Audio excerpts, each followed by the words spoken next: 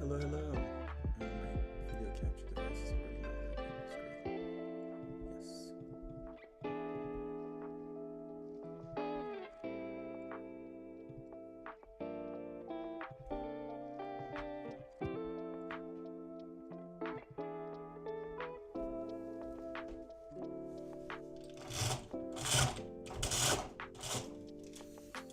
There we go.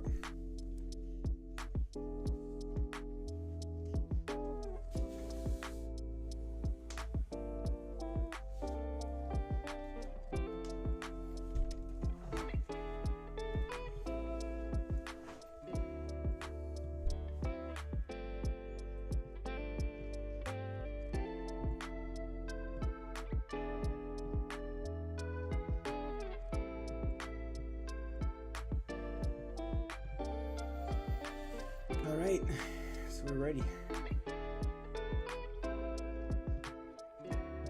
Let's see. Let's pull up Unity and get going writing it.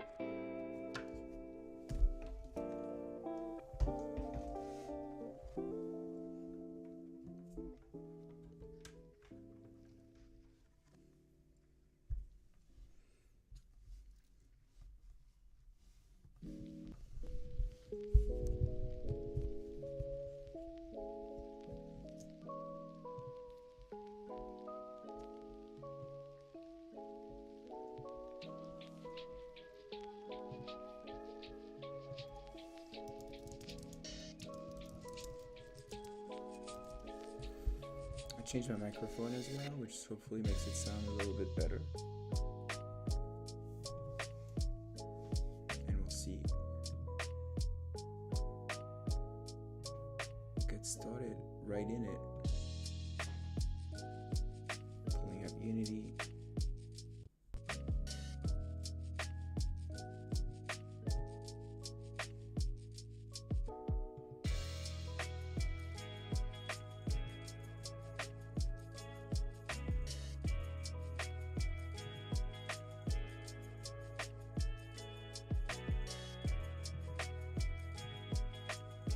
Hello. How's it going? Here we are.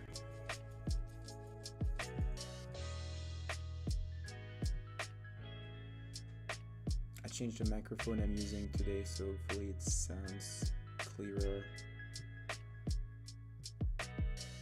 Thank you.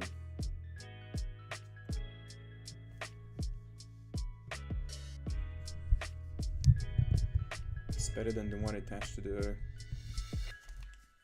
camera.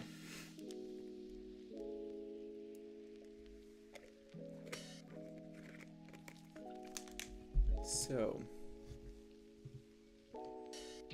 we're back in our little thing here today, where yesterday we had a door that was moving.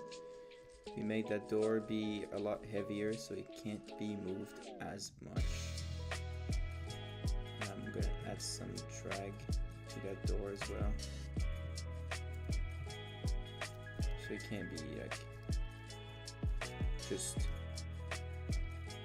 pushed and then forgotten about. And then what I did in the meantime is I did a simple joint where you can grab it and then you can pull the door open, or you can pull the door closed.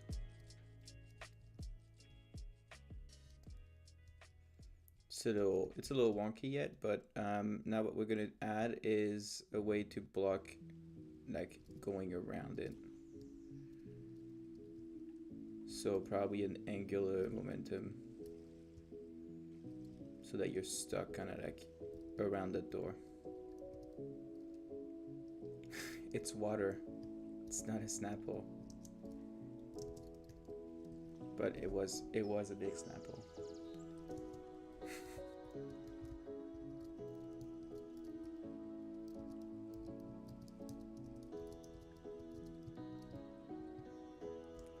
Alright, and this stuff also works just as well. And one thing I wanted to just try out is making sure I can shoot it at the door. Yeah, there we go. Alright. blocks the door as well. So let's see.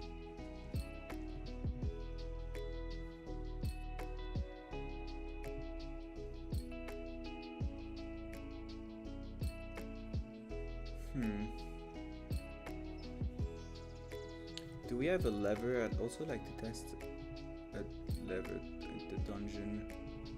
Which one is this? That's a lever. That's also a lever. It's a different kind of lever. That's the lever I want. Lever 4. Music might be a little too loud. Let me put that down then. Didn't realize with my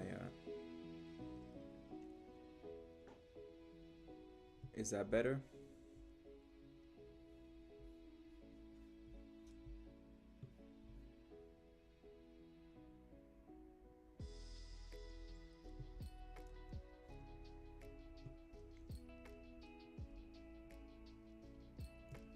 Alright, it's not a static prop.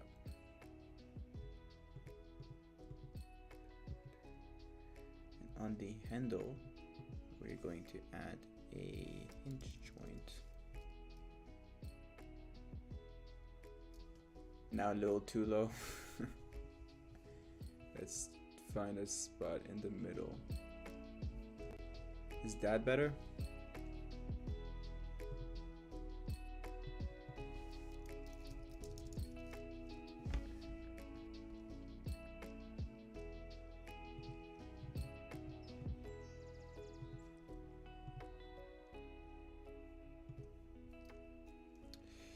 And so that hinge joint is going to have an angular limit. So this is not the right axis.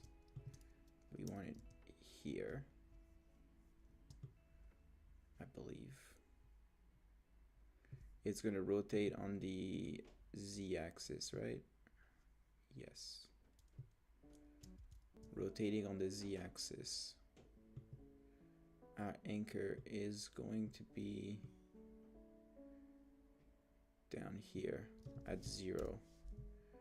Same here. It's gonna be at 0. Actually, I'm just gonna add it to this guy here. Rigid body, which is using gravity and is kinematic. And here I'm going to tie this guy to this thing here and auto configure the anchor. Now we should have something a little bit better. All right, and then the angular limits is going to be on the z-axis, I believe. Yes. And it's going to be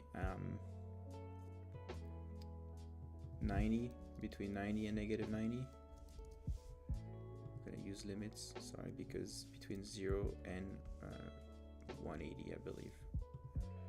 Like that. And this should kind of give us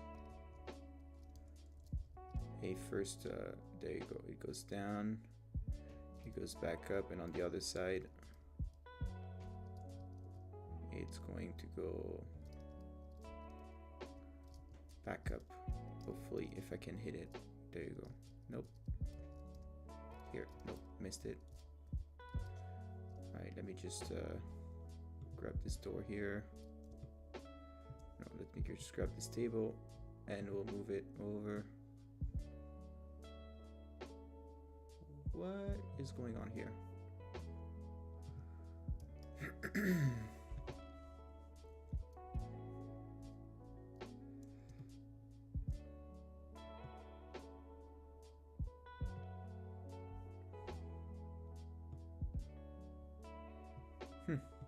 Well, I think that table has like a bunch of joints too.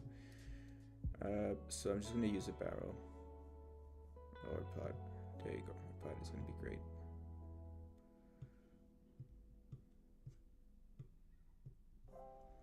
Oh boy. Alright, let's just do it down there.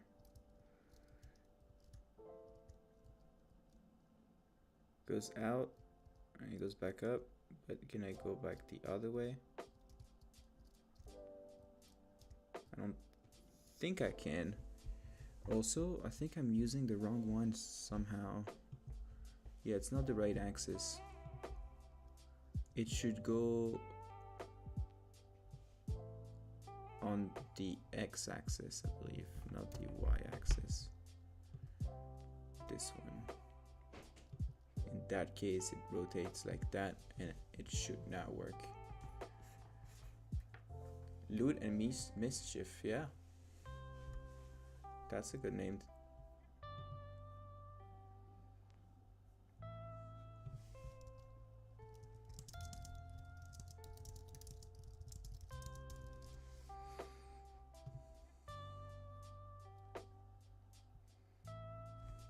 I like having the idea of loot in the name because it like explains a little bit about what the game is.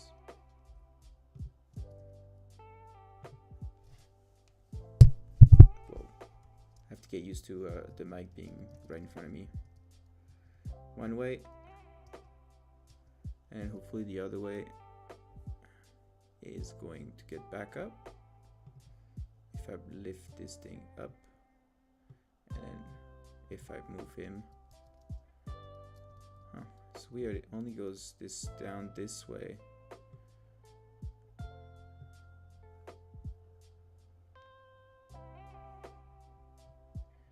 Use spring, so that means I need to be between negative 180 and 180.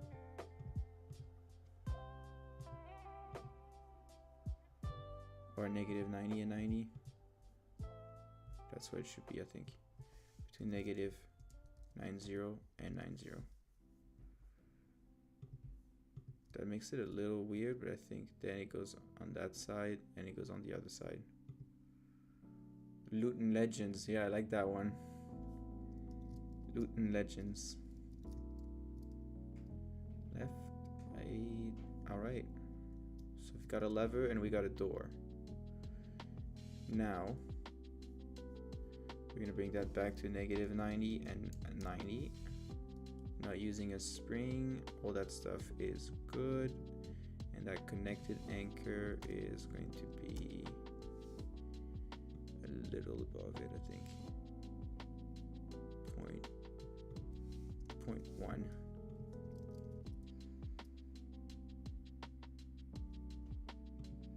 Loot and Legends, yeah, you and your friends, legendary looters.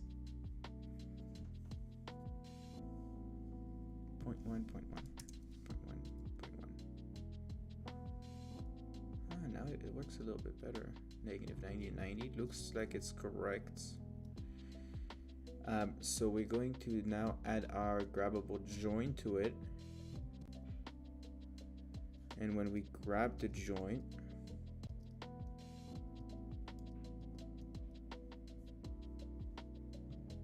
a few things we forgot to do. First of all, this one we are going to make it super heavy so that the player can't just hit into it and move it. And then we are going to make it a prop, so you can just like grab it.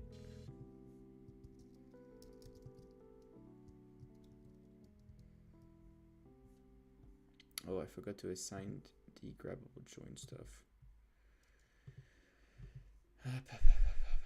Create empty. Hold. Hold 0-1 and hold 0-2. They're both going to be like at the top. If I see it, yeah. At the top, I think both of them. Like 1 or maybe 0.85. So it's not all the way to the top, but it's a little bit. So one's going to be above the other one. Like that.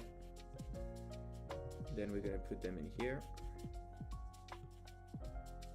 1 and then 2. We're not going. We're gonna leave it like that. And hand connected mass is gonna be 100. I think that's what we did for this door as well.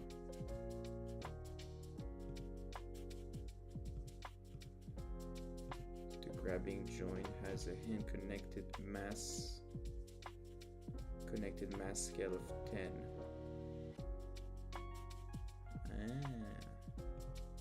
So we're gonna leave it to 1 here, and then here we're gonna make it 10. And that's because the rigid body of this one is kinematic, and this one is 10,000, and this one is 1,000. Let's leave it to 10,000, and so make this 100. That should give us the same feeling when we grab it without being able to move it whatsoever.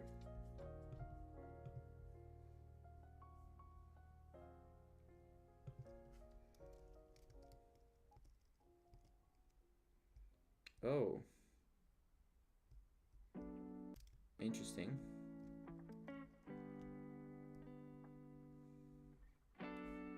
What's going on around here?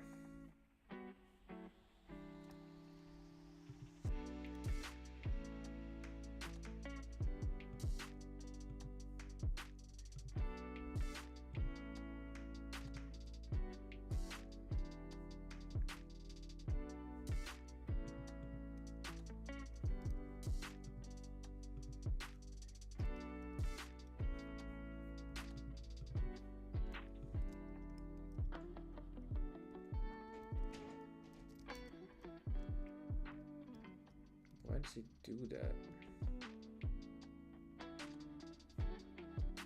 Oh, because I'm configuring the anchor automatically, I think, here. Yeah, the anchor isn't connected. Anchor should be like 1. Yeah. Okay. So here we should add the distance offset to 1.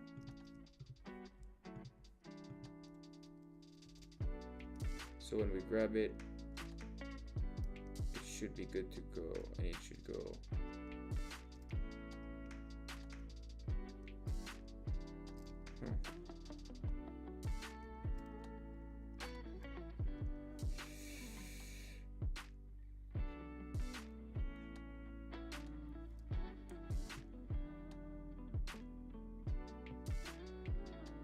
Can I put the second hold up there, by the way?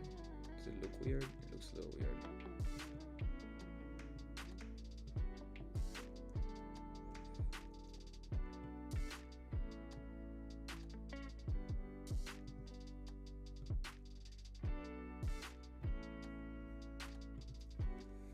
This should be, if they're low to the side, it doesn't look that bad. Like here. And maybe up there too.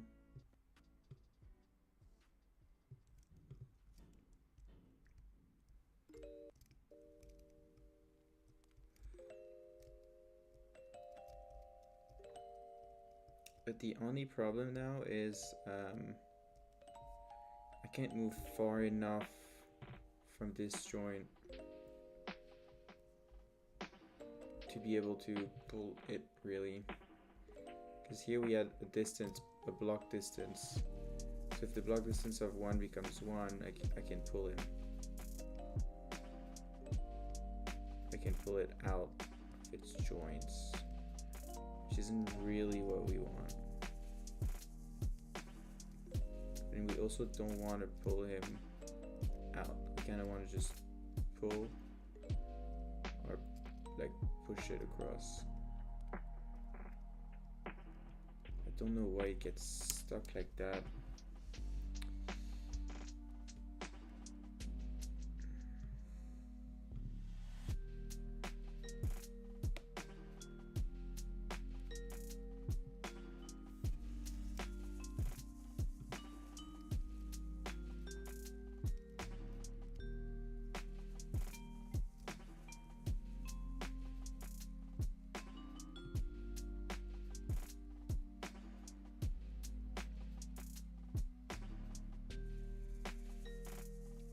angular motion of it, x. Can I limit it? If I limit it. Whoa, whoa, whoa, whoa, whoa, whoa.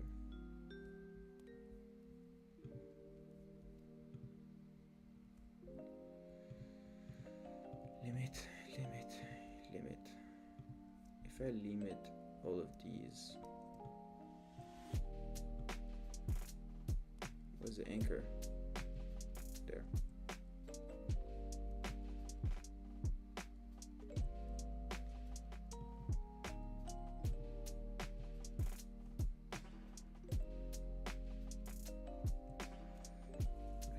I think it needs to be connected to a body, so that now we have a better anchor for where it should go. And then here we change it not on the z-axis, we change it on the on the x-axis. The anchor is like 1, and then 0.5 forward.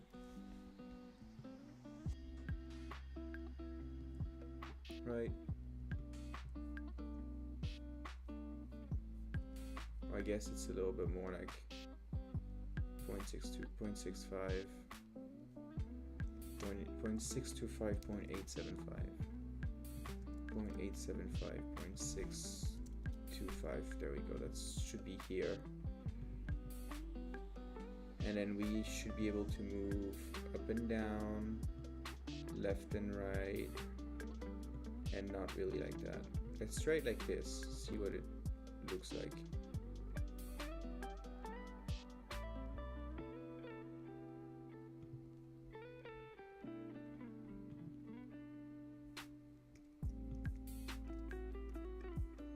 Okay, it shouldn't be kinematic.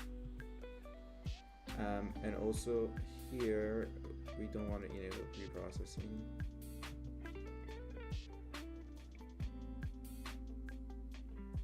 And here we're going to do a freeze rotation and a freeze position, maybe? Yeah.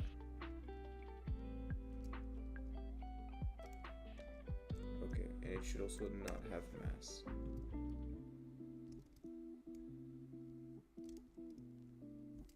Okay, it should exclude everything.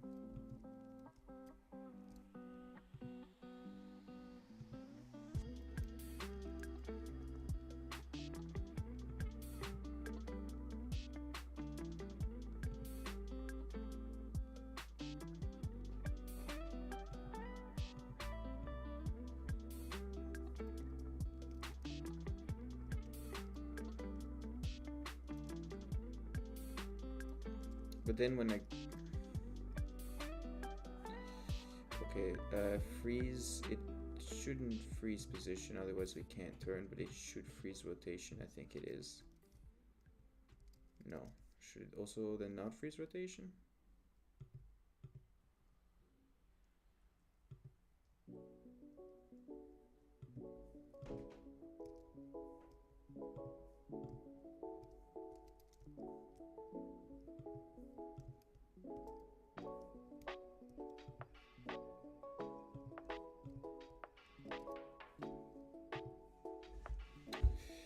Oh boy.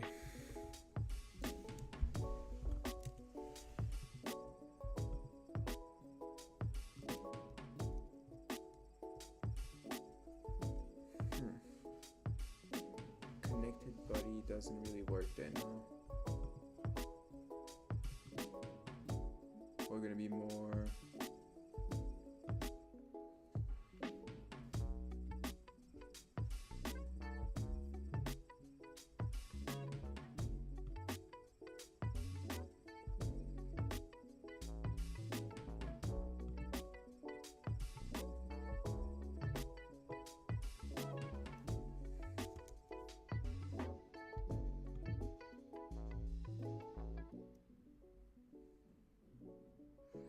And then the other thing that I'm not sure is, why is it so inclined back?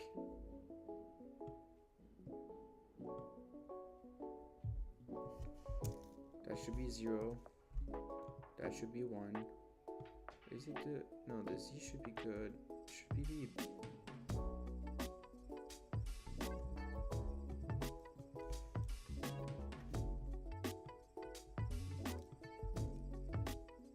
Maybe the secondary axis should also be just like the x-axis.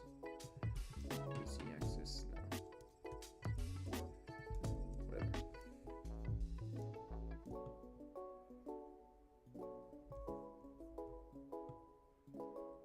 Oh, that was why.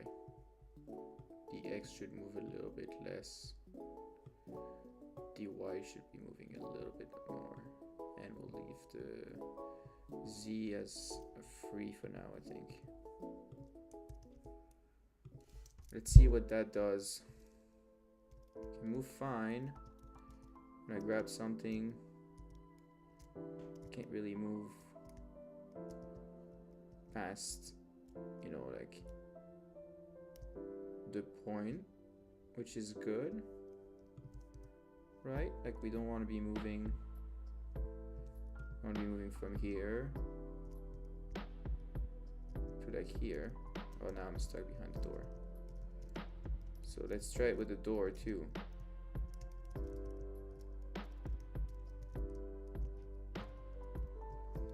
Am I not in grab mode now? There, grab mode. Grab the door. And I can't move at all now. So why is that?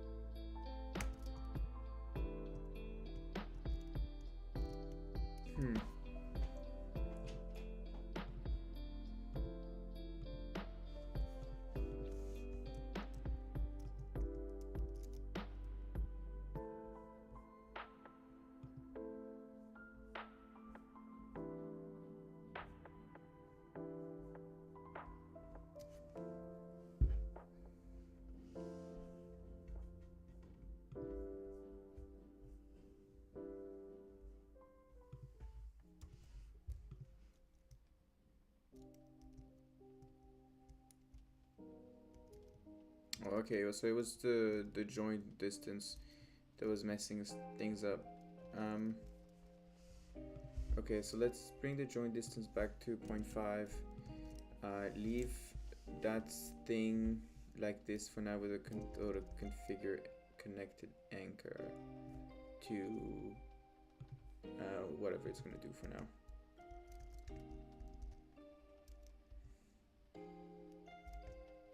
Because I can't move. I mean, I could. I can't move. I can't move it like that, which is not good. I don't want to be able to move it like down, like lower that way. So why is it that I can't now?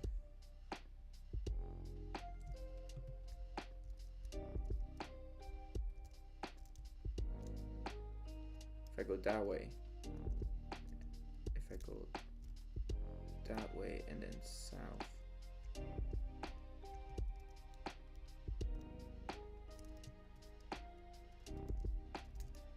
I can just move all around it, which is not what we want.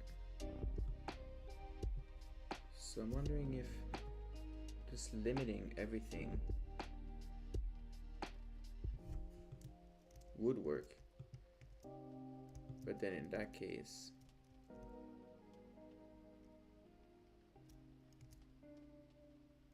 yeah. No. I can still do that.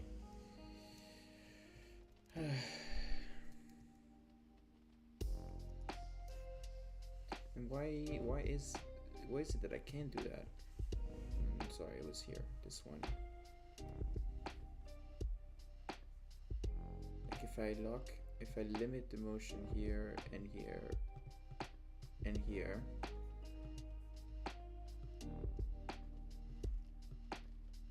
Over with something that I can rotate, I can, it doesn't really matter, right? It's the joint over this.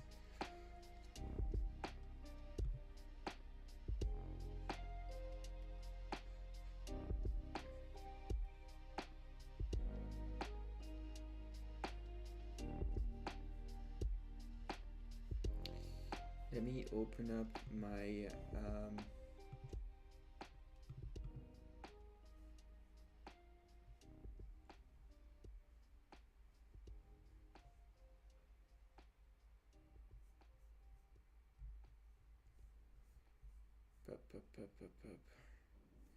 we want to do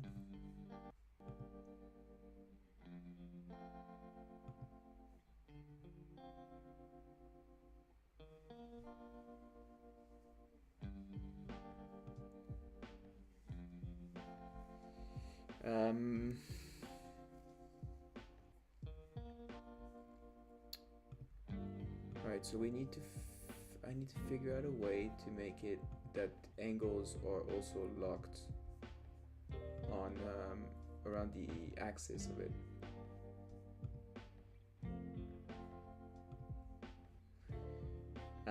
And to do that, let me pull up our code. It's gonna pull over there. I'm gonna pull it down here.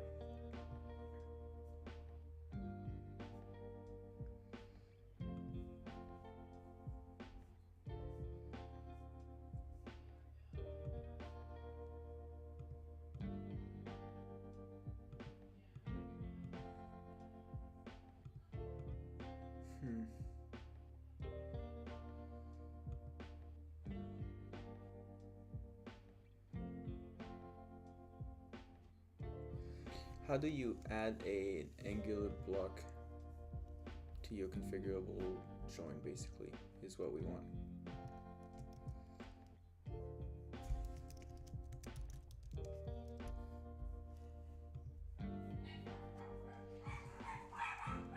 And this. So, like,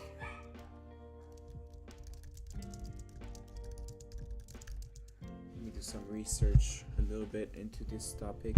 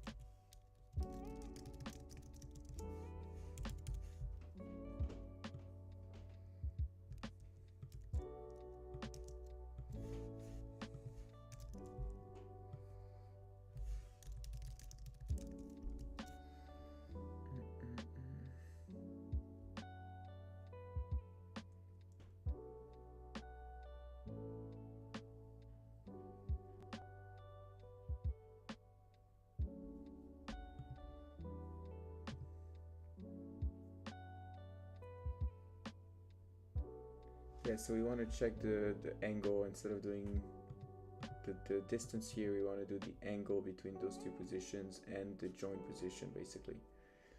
And then do the limits based on that and the maximum angle and have all of that. So now to do that, we want to have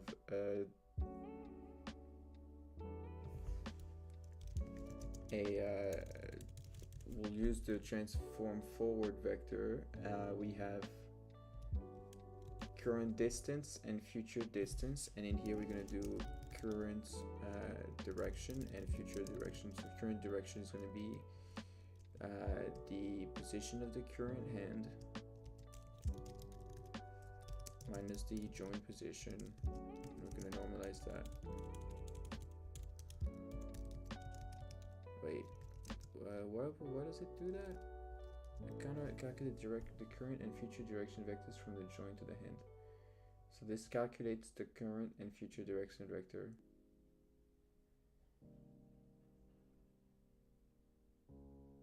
Okay, and then we'll use that with the reference direction to figure out if we are far enough from an angle is basically the point. So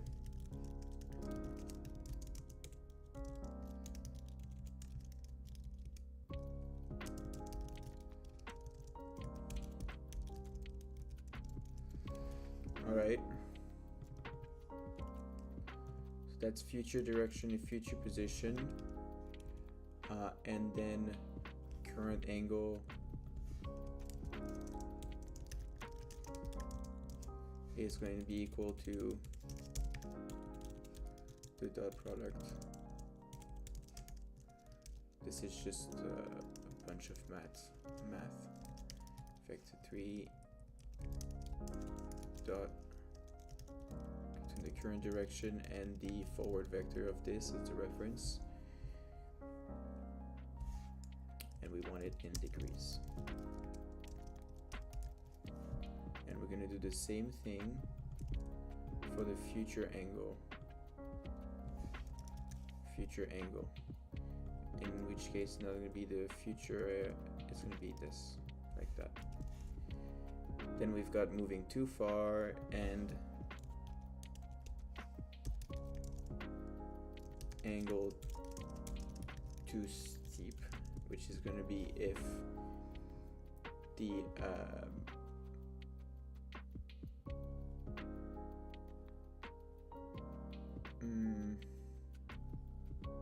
if the current angle is greater than the max joint angle, and if the future angle is also greater than the current angle.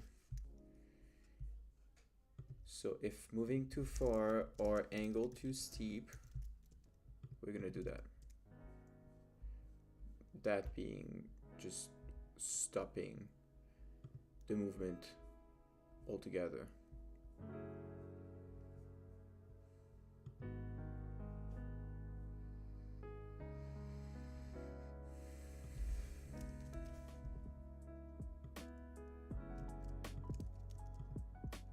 Joint angle and joint distance.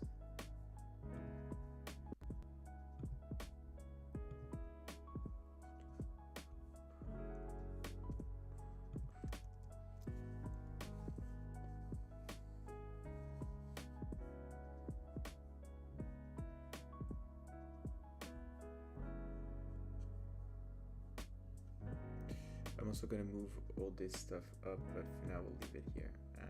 Grab. We'll however move this down to here. Like that, okay.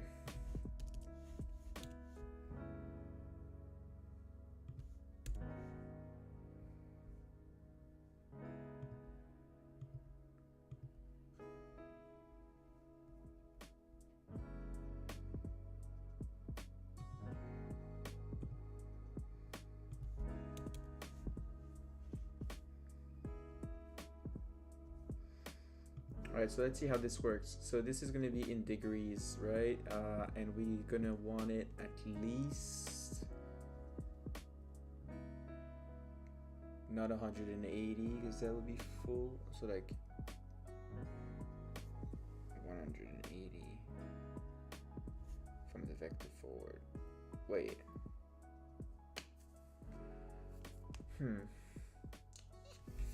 It can be the current reference can be the forward vector. So wait, that's always going to point just forward, and our direction is going to be like that basically. So we're going to point to the direction, and then our vector forward is going to be, so if the forward vector is always going to be a line, I think.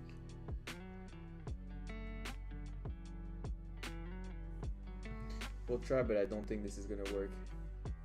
I think there's a flaw in what I'm doing here.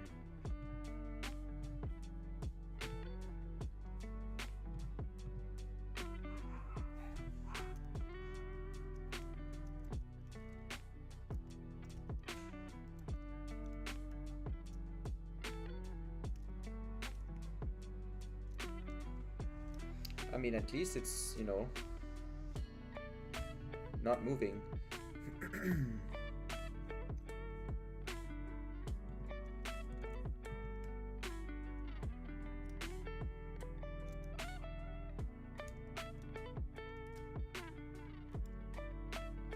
Yeah, so transform that forward is always going to be kind of like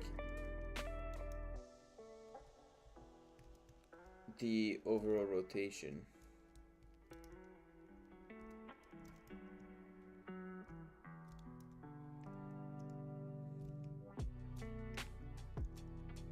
We want it so when we want this, what's the forward vector of this?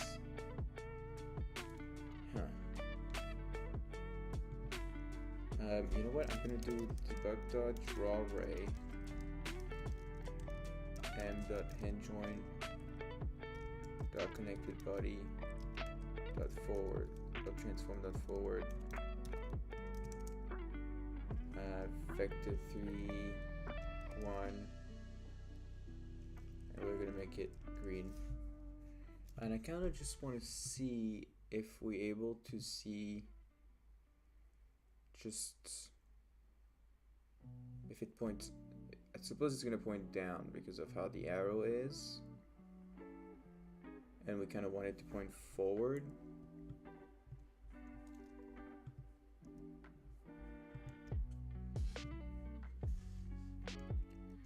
So if I grab this,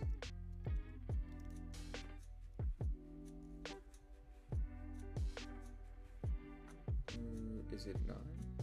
Drag node, connected body, grabbing joint. Why don't I see? Oh, there we go. The green ray of the forward vector ends up being over there for some reason. Because I did it and transform that forward. No, it should be. I messed it up. And transform dot position and forward. That's the vector we want.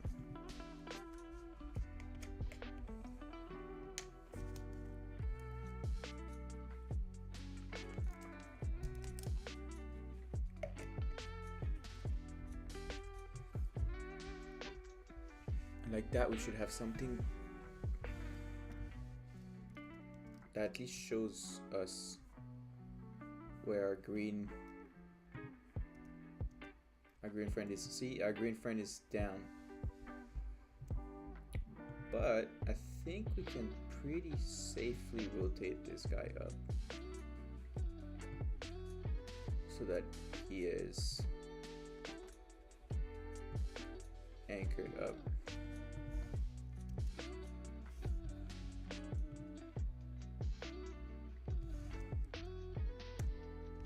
Like that. That points it forward. I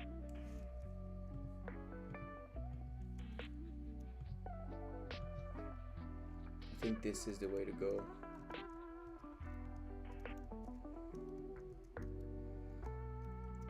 Okay, and then what we want is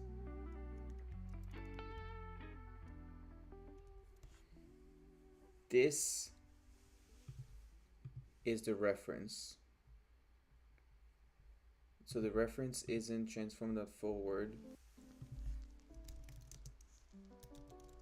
Reference direction is m.endjoint.connectedbody.transform.forward.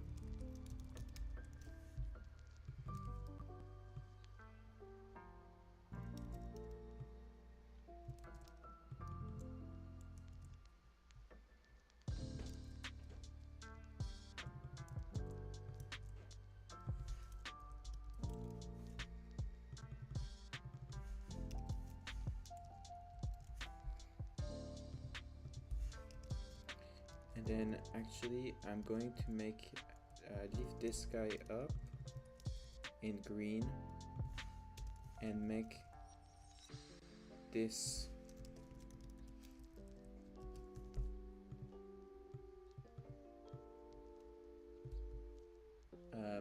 Current direction.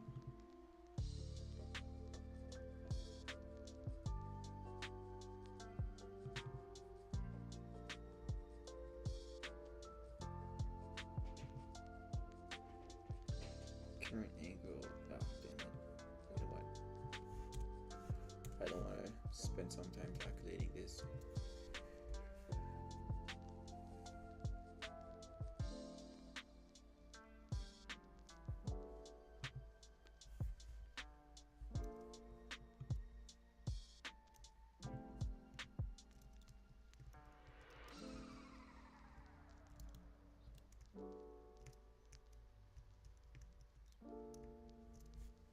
Okay, and then player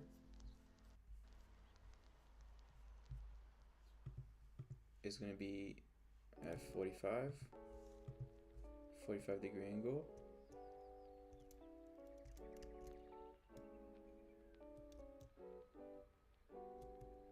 So it's here, 45 degrees here.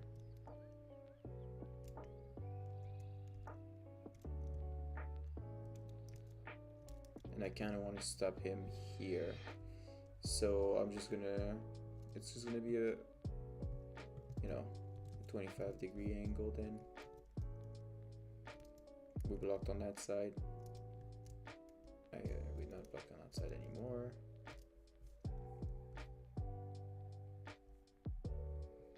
I mean, there's something heavily broken in this prototype here.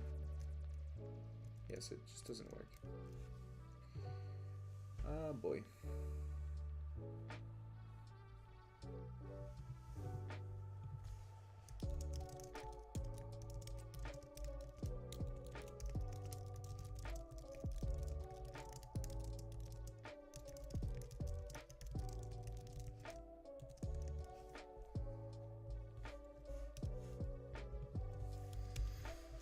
Let me do more research then.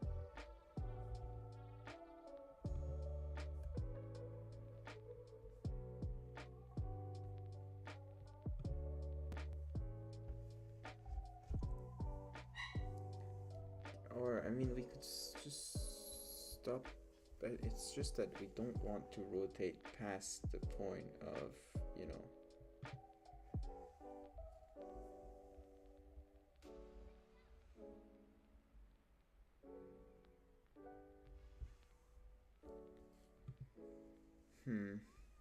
I think those angles aren't correct. Current direction and future direction, those are kind of, let me destroy this. Let me destroy stuff. Let's restart a little bit.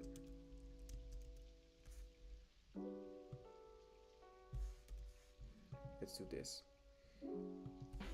Current direction and future direction, that's kind of BS. So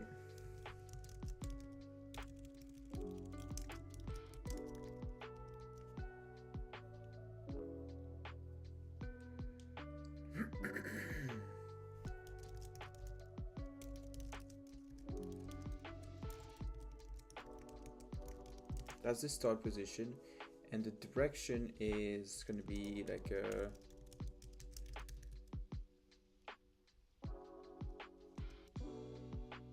towards create a rotation is specified forward. How do I mean, I did this in this face proper direction, loop rotation between the goal position and the transform position.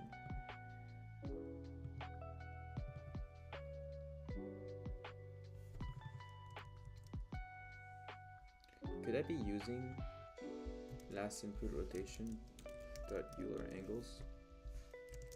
Call it dot, make it like bright pink so we can see it.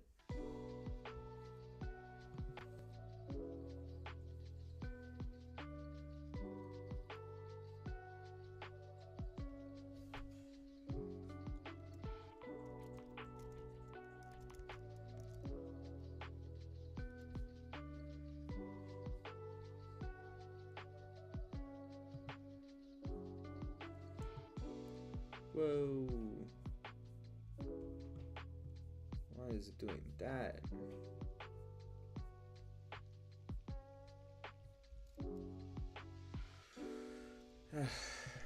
um,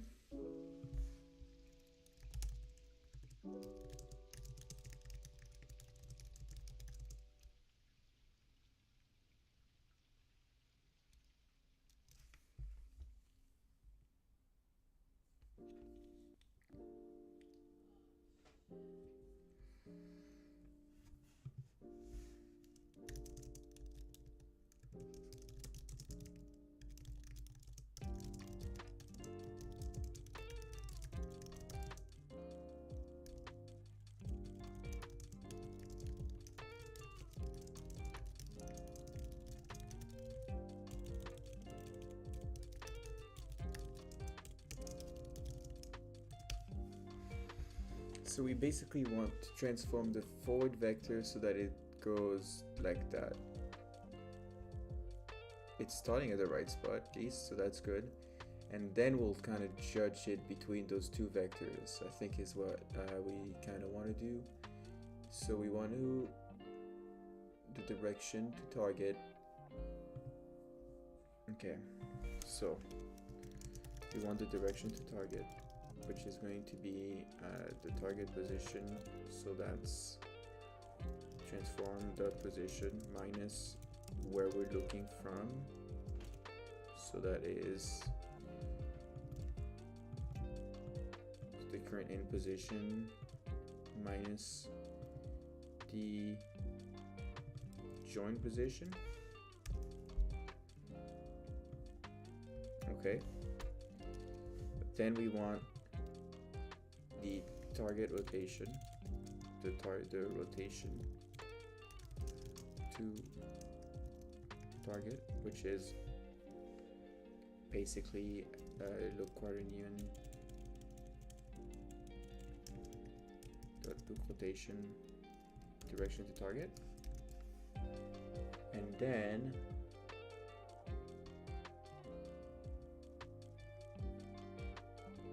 this Euler angle here should give us something that points at the hand like this.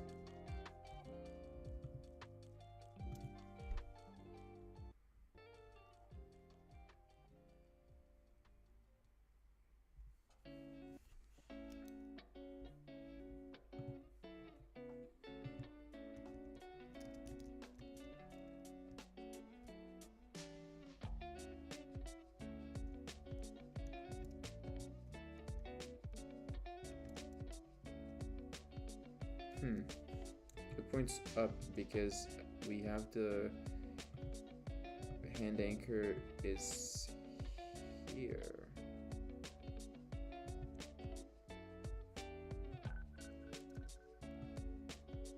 Join cross then.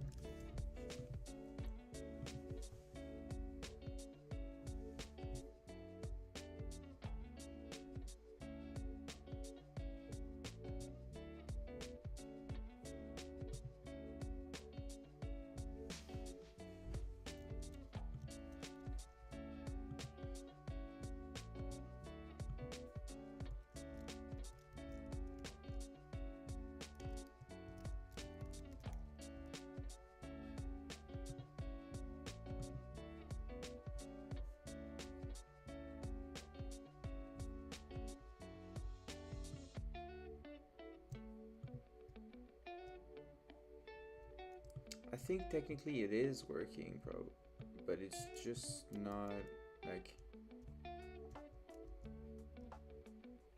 if I rotate behind, it just shoots up, which I don't really understand why.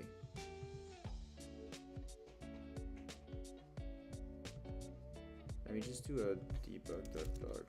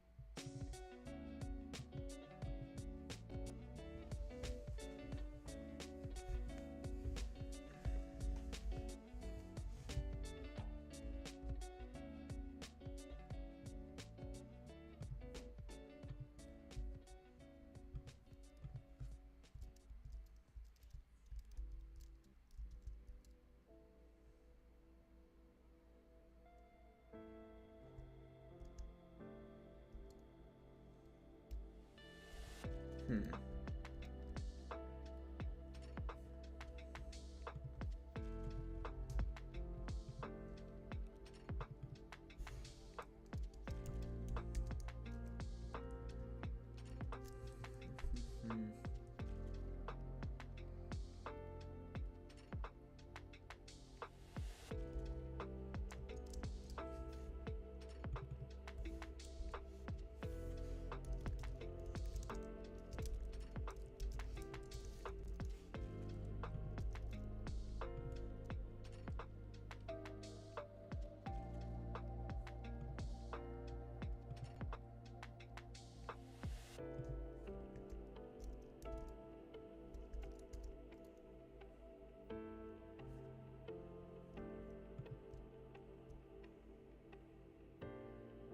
Okay, I think that works a little bit better, but it shouldn't.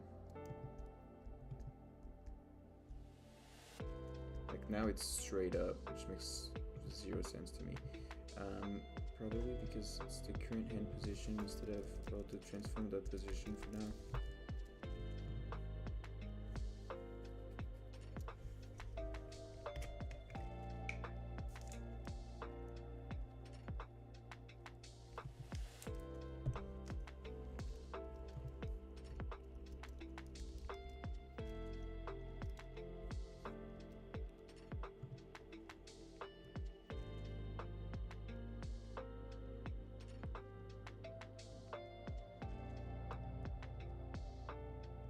See, it goes just up, which doesn't make much sense to me.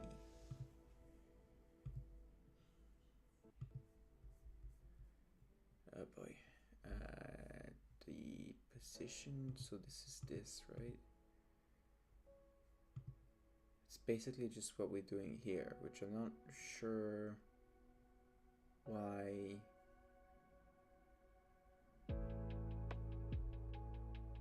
We don't want to look, yeah, we don't want to look up.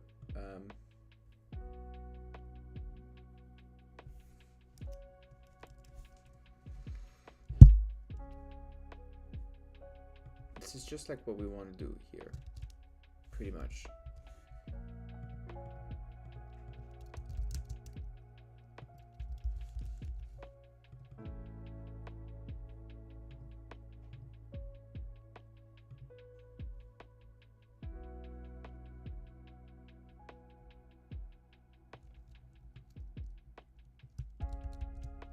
Oops.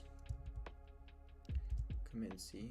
The goal position is our transform dot position, but we want this to be also our hand join dot connected body dot position dot y.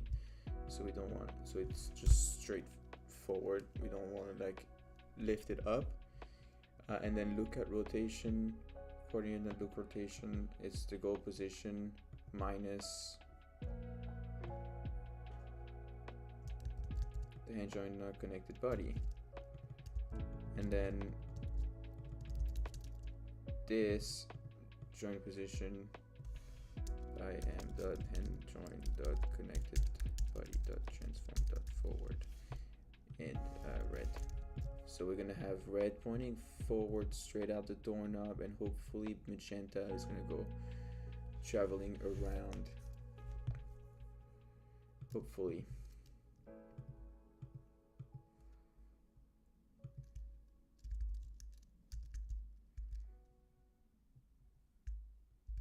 So see, so like magenta, red goes up, but magenta points straight out.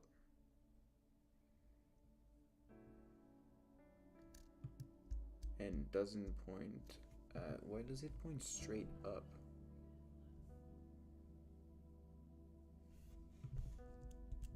Oh shit.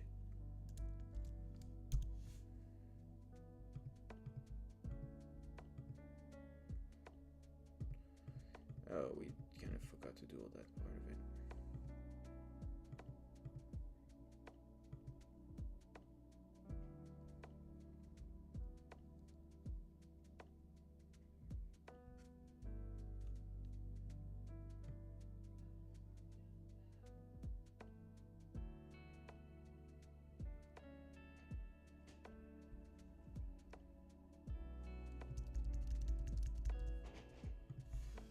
Let me put this in one of my util stuff.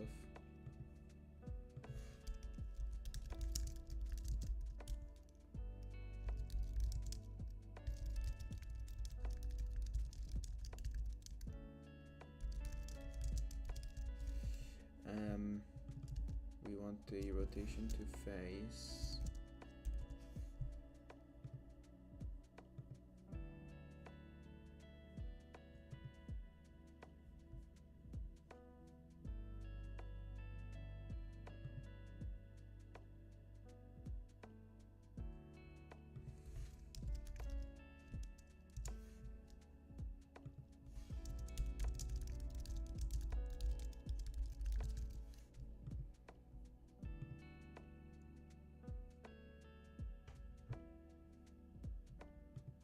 That's going to return rotation axis and rotation. It's going to return out var out vector 3 rod axis out var out, and what radians is a float out float out float rod radians.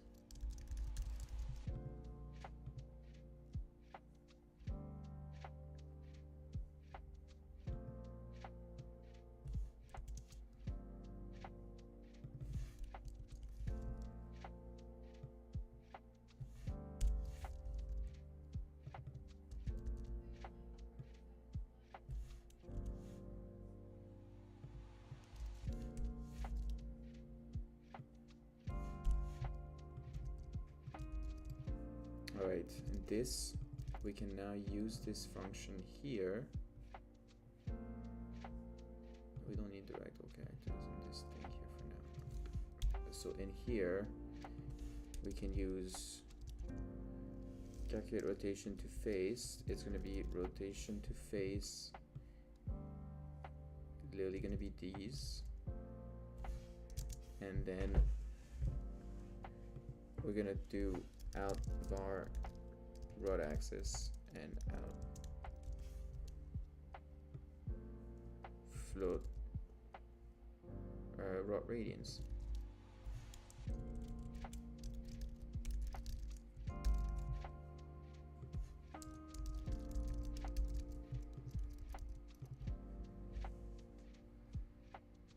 And then it eliminates all of this part. And we should be good. And then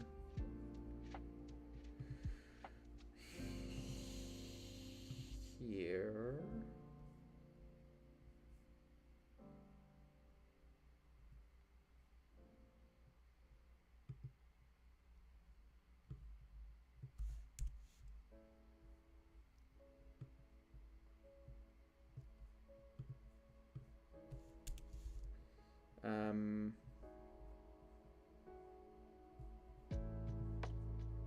then our player in the movement stuff here, if it's carrying objects, we're gonna cut this out.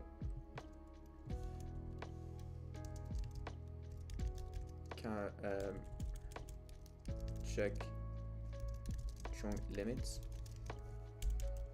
here, and then in drag heavy objects, we're gonna put here grab it, void check joint limits.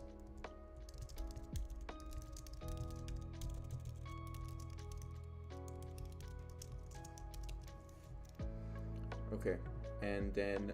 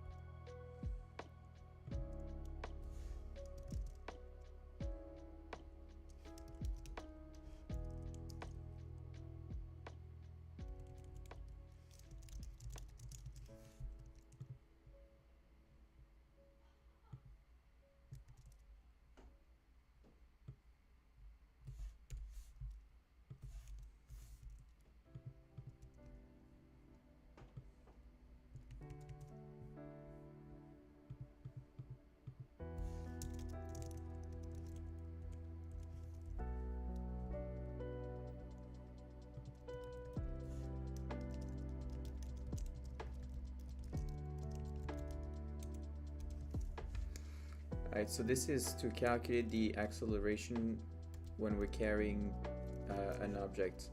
Here we're gonna do just a basic, you know, checking at stuff. But what we want is this thing here where we're gonna want to do a Bontemps utils dot calculate rotation to face position between the rotation to face, which is, oops,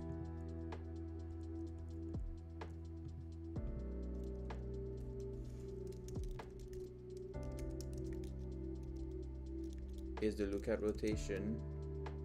The current rotation is the hinge joints or connected body dot rotation, and we want to add var rod axis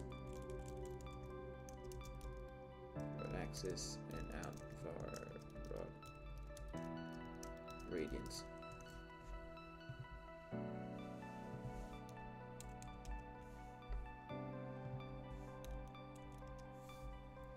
Okay, and then in our, where's this red?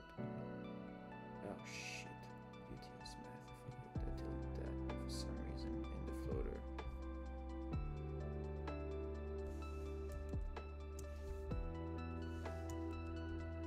There.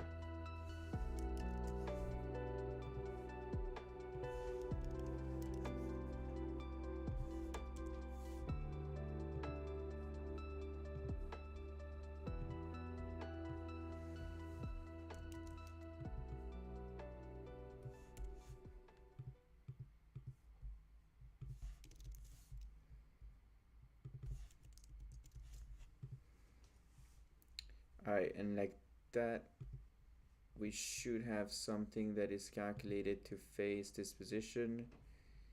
And once we have that, then we modify the axis. So that's the axis is going to be this. So we just kind of care about the axis for now. So here, kind of just want to print the rod axis. See if we have it kind of correct.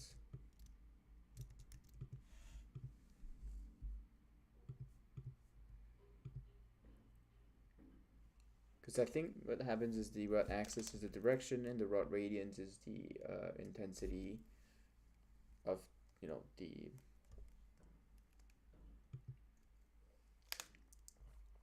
rotation needed.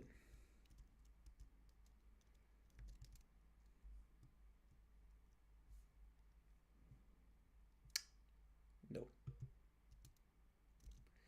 Alright, well, we refactored, so it could have been worse. But we kind of just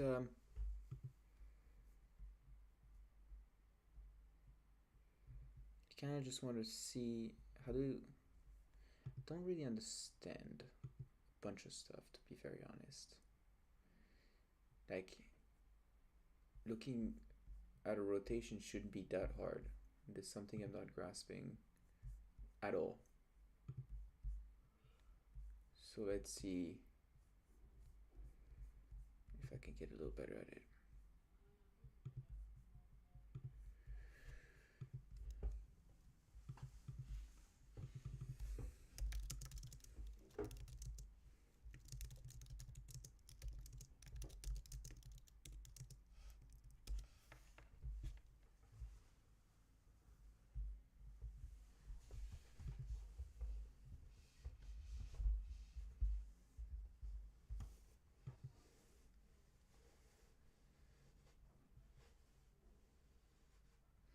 So the directional vector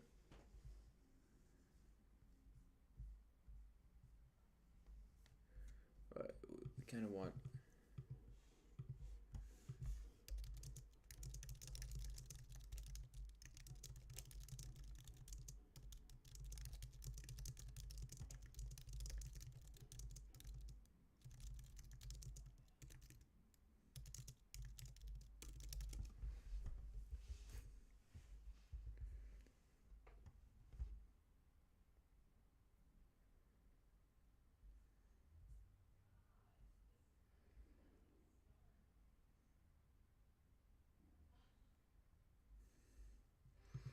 This is kind of, uh, I think this is just a lookout rotation. Just the goal position minus the hand joint position.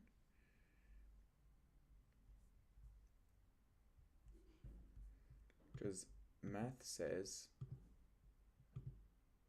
pre-calculus. Wow, that's sad. The directional vector is one minus the other. Yeah. So get this out. Get this out. So the lookout rotation should print something like this. And after that, we're going to want to calculate the angle between those two.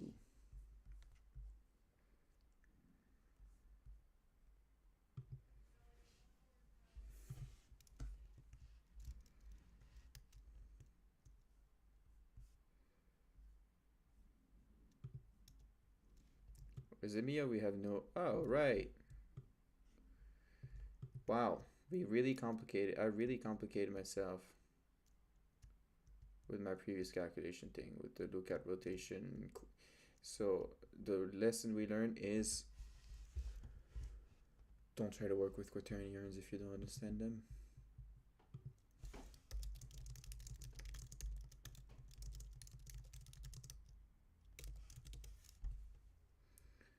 Then we want just the angle between the two vectors, which that's going to be, I think we have a function for this, just the shortest rotation one. Shortest rotation.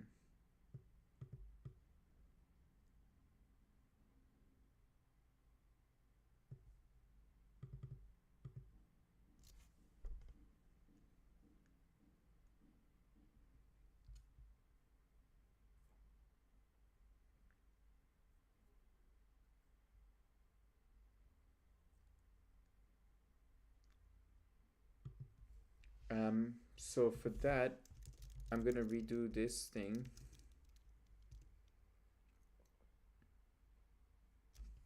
The rotation to face is going to be the lookout rotation. The current rotation is going to be the hand joint dot connected body dot transform dot forward, and we're going to do out var t and out var just for sake of testing. Out var radians, axis and radians.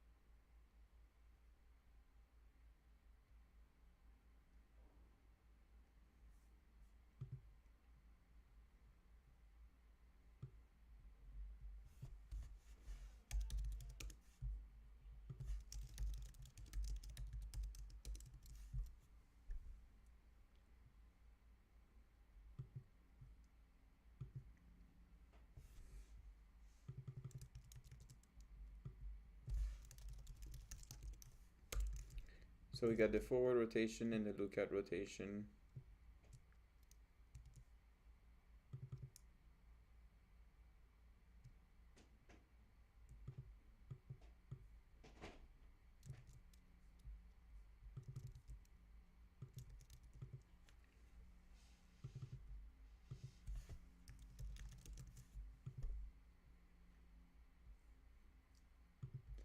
and then we want to just debug.log radians divided by matf dot degree to radians degree, I guess.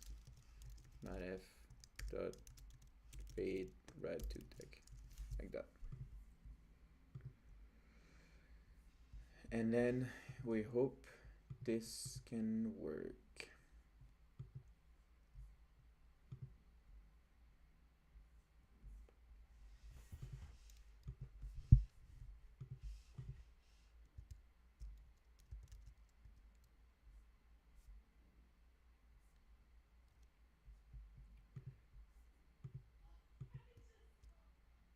$25 degrees, that becomes 76 degrees, 120, 170, and then back to 90 here. Okay.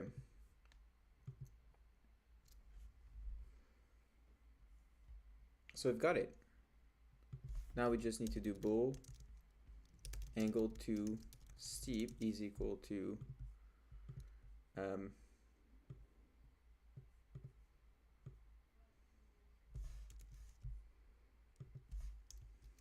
let's just do dollar and do angle holding angle is, and then here do this save, and if the current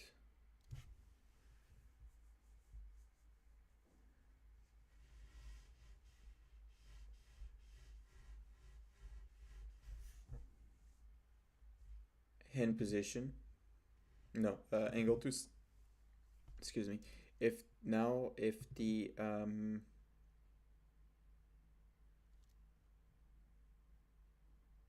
radians, so then we do var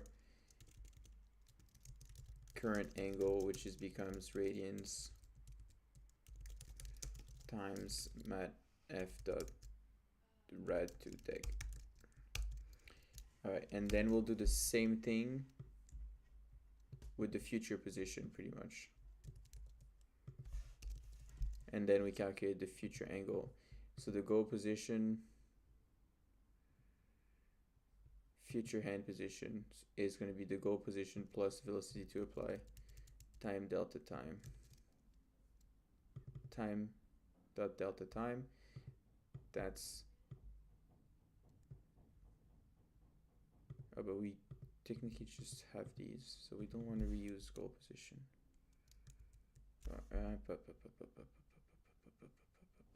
We cannot do, because we want to do this current hand pause, current goal pause, future goal pause. That's going to be future hand position, future hand position. All right, we're gonna do it here, and then here we're gonna do current goal pause dot y equal future goal pause dot y equal this. And access local variable. We're gonna access it now. Look at rotate. So then we current look at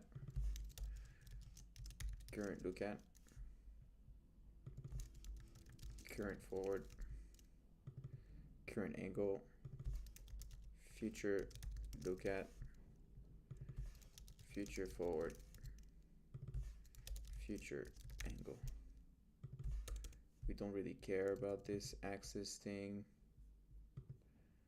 You could even just remove it. Then here we want current radians, and here we want future radians.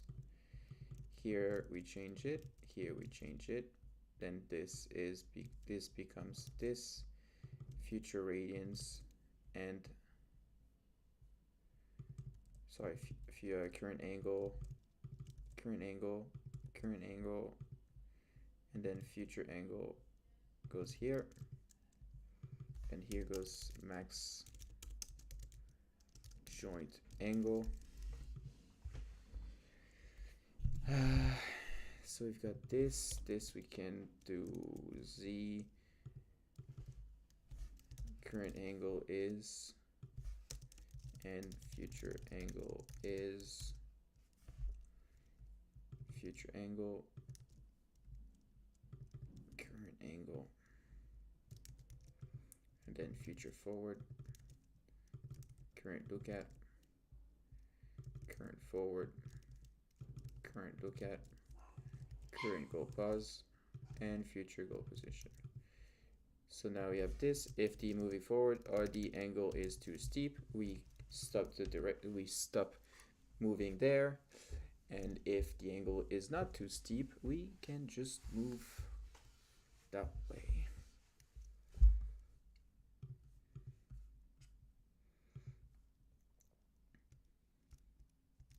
So we grab our thing and current angle is going bonkers.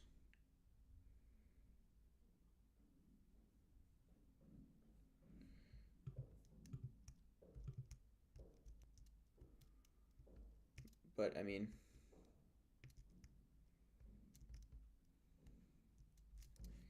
it kind of is working, but don't tell me it's 0. It is 0. So now if I do 90, it's just gonna go bonkers, I think. We can move that way. We can move that way and a bit. Hey, look at that. All right, it is working. Now we can just pull the door and we can kind of just move it. Then we can drop it, then we can keep going. So the question is now, is it easy to pull the door? You pull the door and then you can walk in. Okay.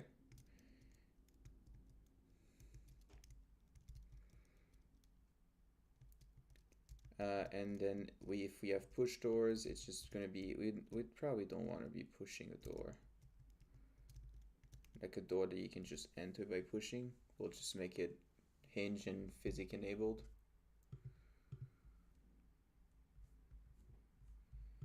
And I feel like that kind of workish for now. The last thing we want is those two.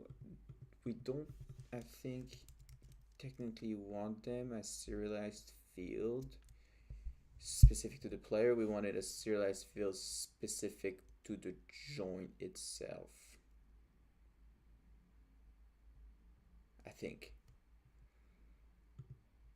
So like in our grab thing,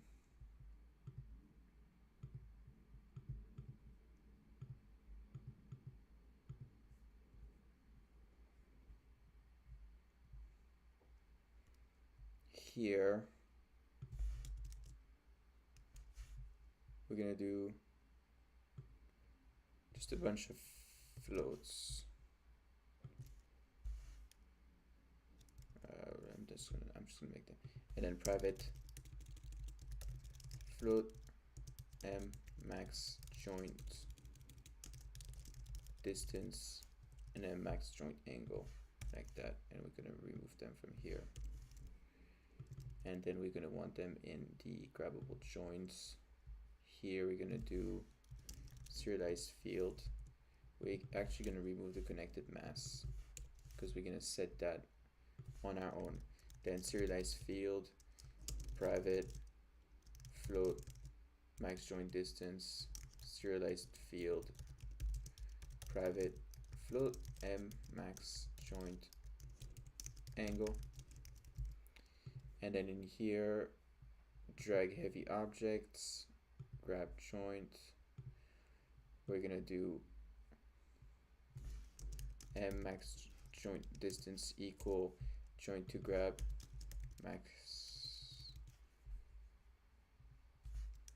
max distance, and then joint to grab joint angle, become joint to grab max angle. And then we're gonna set this variable in here.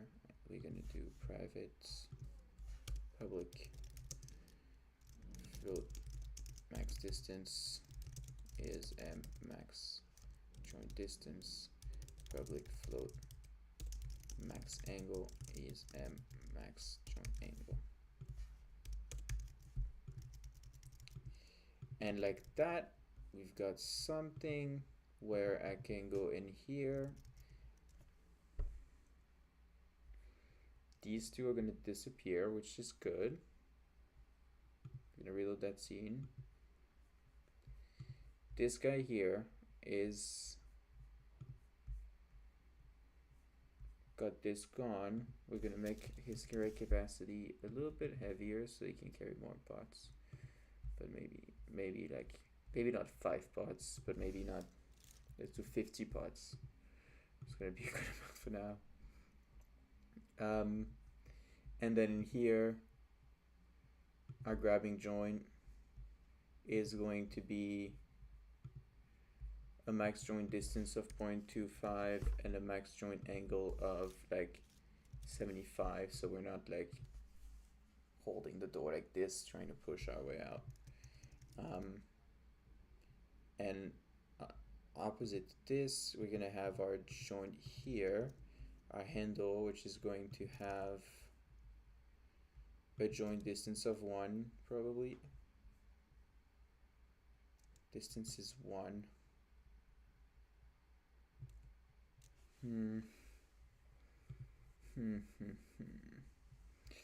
One thing that I wanted to test is in the calculate movement thing, in our check limits, calculate carrying acceleration here.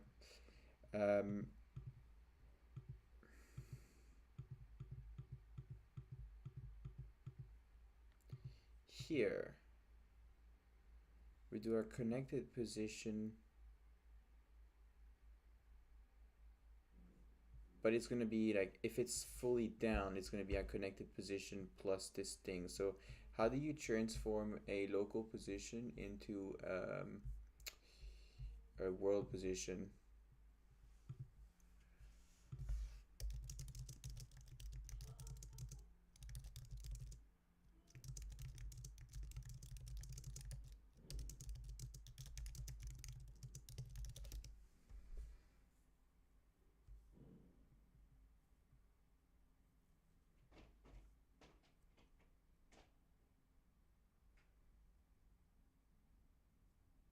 Okay, so future hand position, this thing here is going to be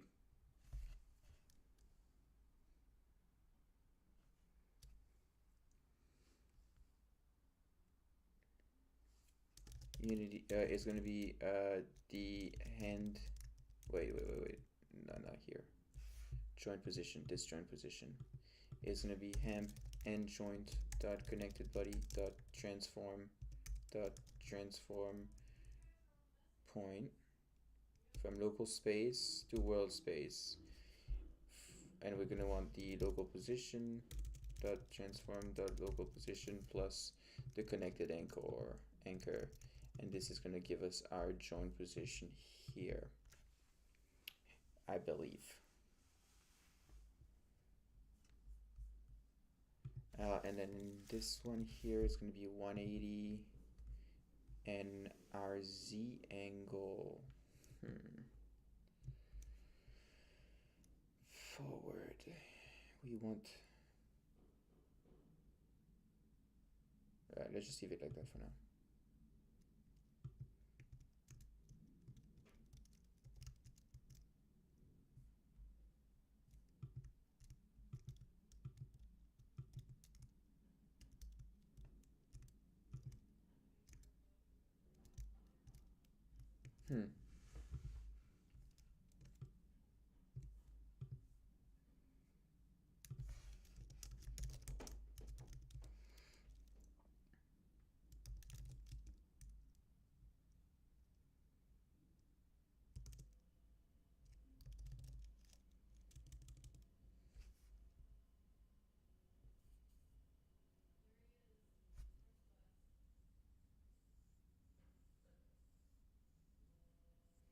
Oh, we don't need that. This is just joint forward.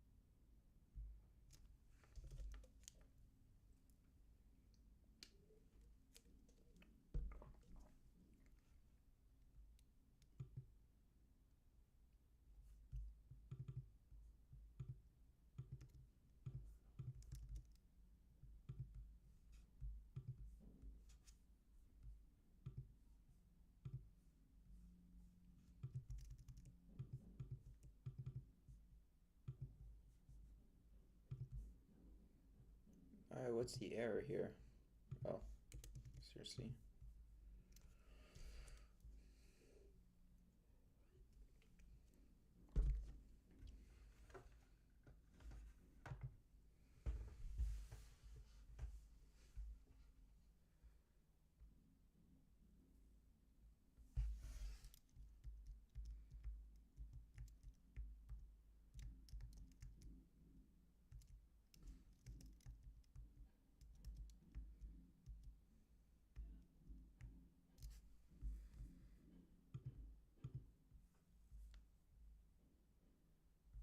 Our joint position becomes here, which is not great, right?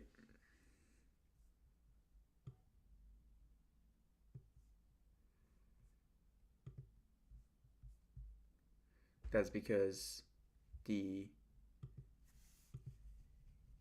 connected anchor of this is 0 when it should be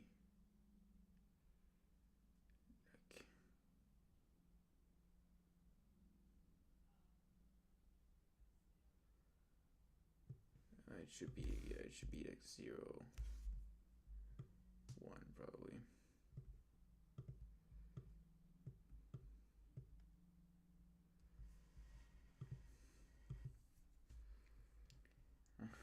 So this transform point thing doesn't really work. The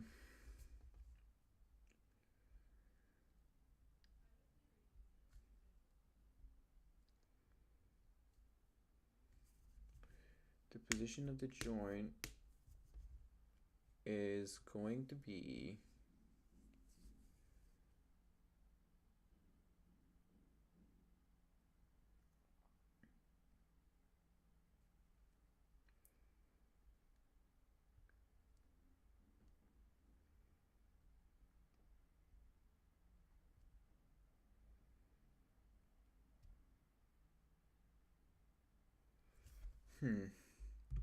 Does it work as bad on this thing here?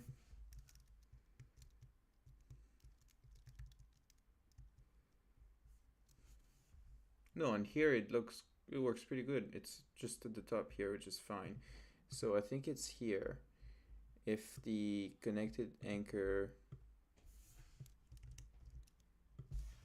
is equal to vector 3.0, then we want this to be the position. Otherwise, we want it to be this. Otherwise, we want it to be the local position plus whatever this point is.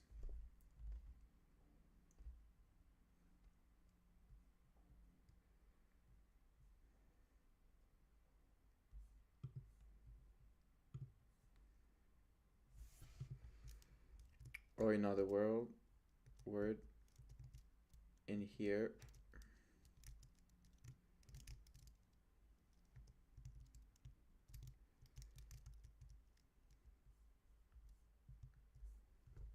where's our magenta ray?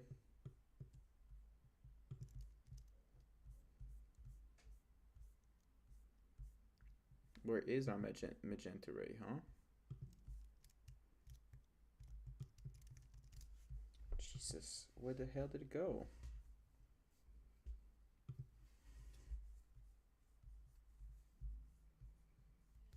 Oh boy, I can't even find there.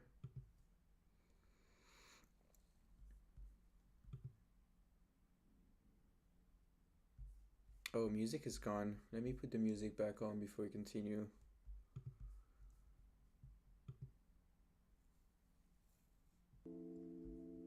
Maybe we can put another one up. And show. Let's put this one. I haven't touched this one. -813.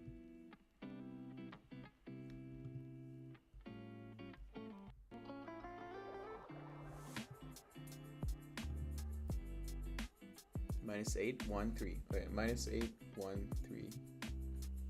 Let's try to remember this.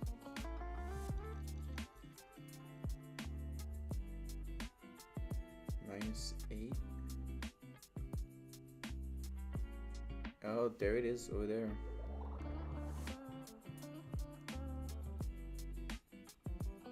Oh, so now it's appearing.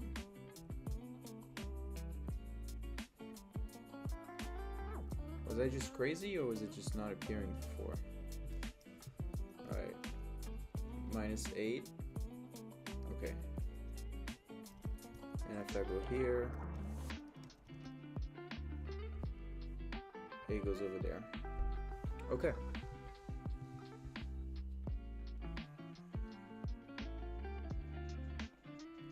I kind of want to simplify all this, because this rotation to face thing is not a great way to handle that stuff. So let me reset a bit. We've got at the current goal position.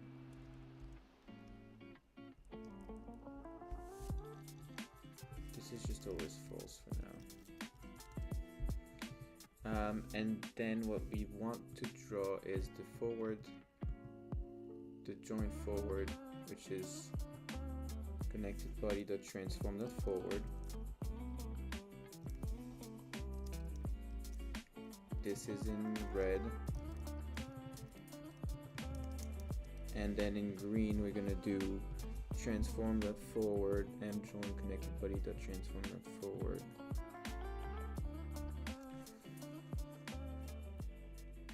That's going to be, let me add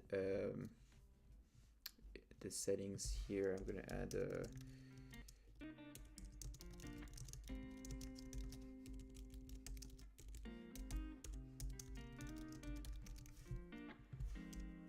debug mode here, and in the debug mode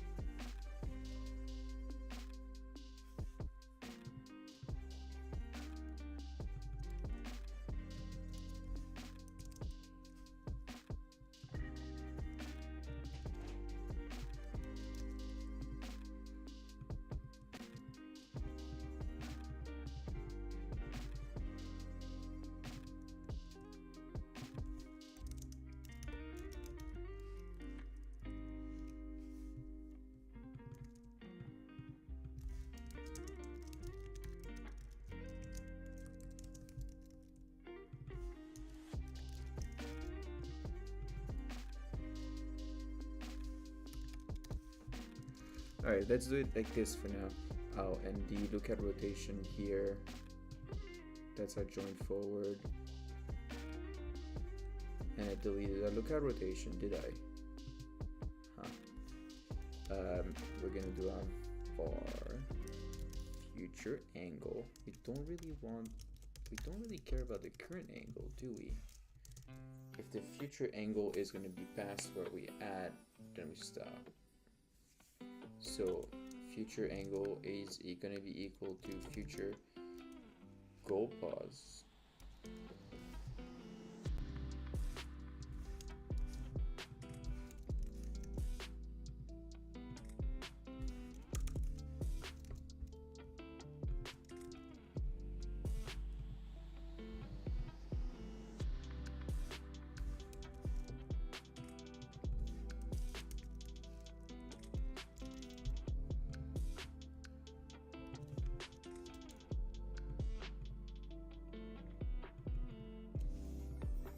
Let me clean it up a bit because it's getting a little bit bonkers. So check calculate future position and angles.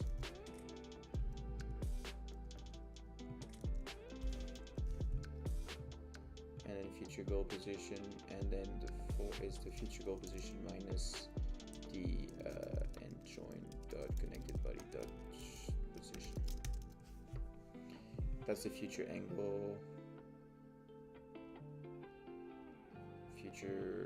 No. That's the direction to future pause. And in this here, we're going to want the direction to future pause here.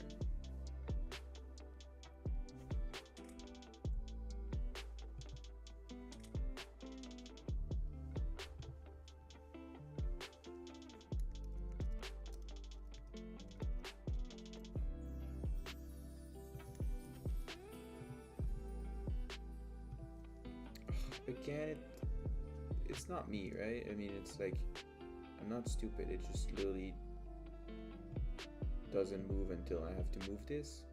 It's so annoying.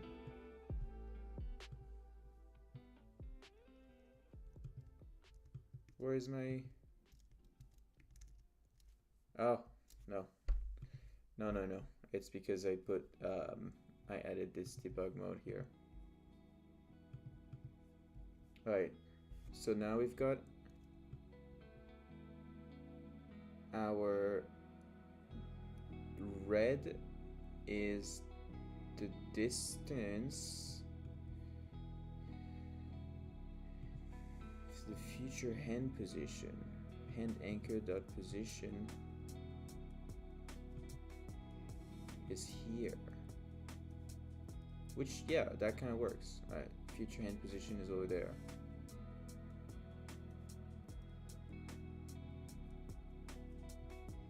Okay.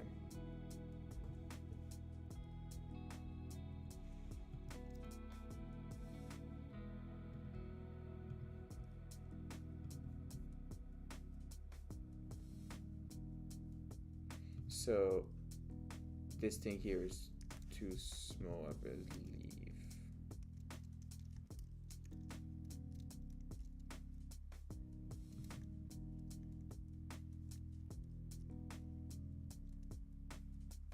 Yeah.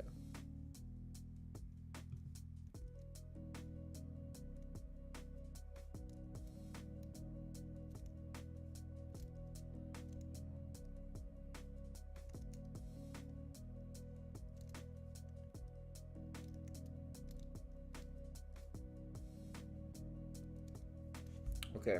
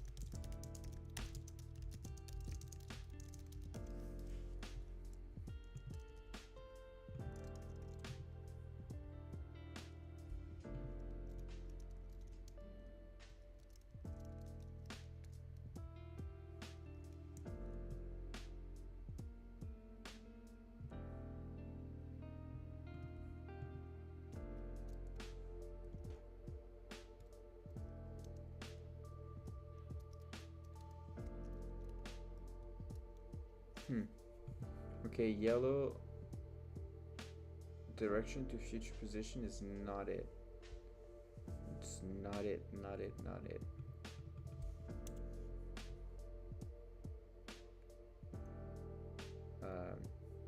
Why though? I thought this was literally just a good old copy paste that I did from before.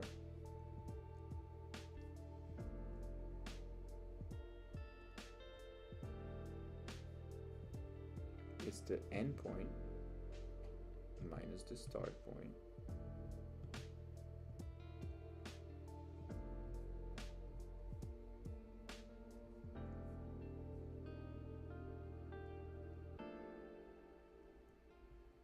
The target position minus the current position.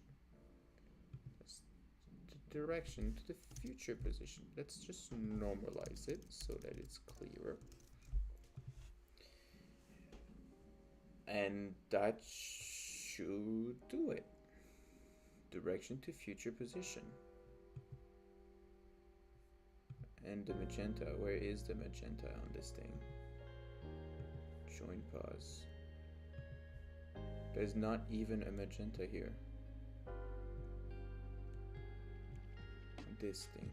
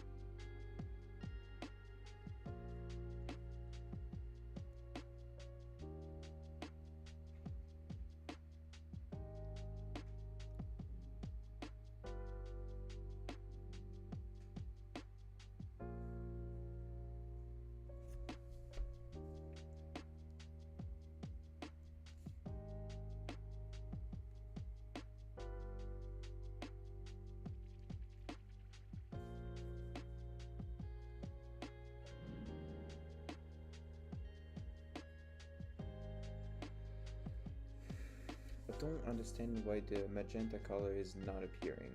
It started join position and it's the join position connected body forward. Is it because of this thing here?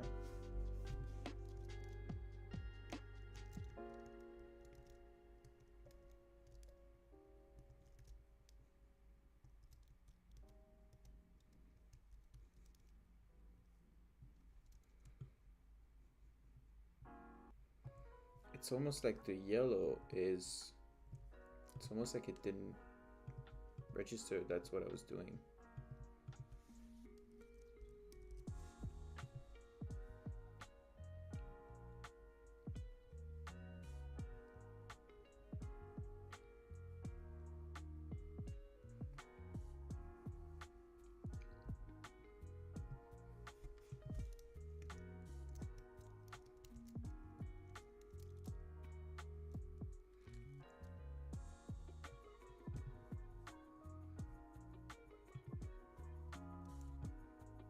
Yeah, so now it's pushing straight out on the forward vector. Okay.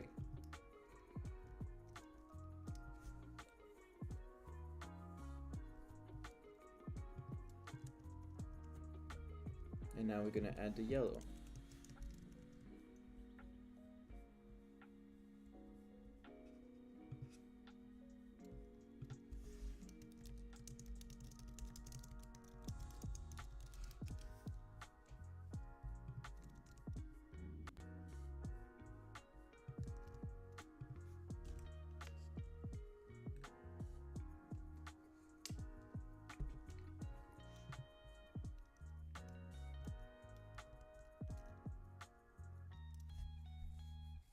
Okay.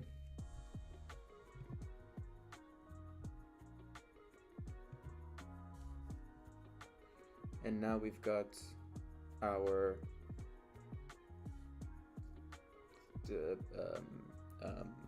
what's it called?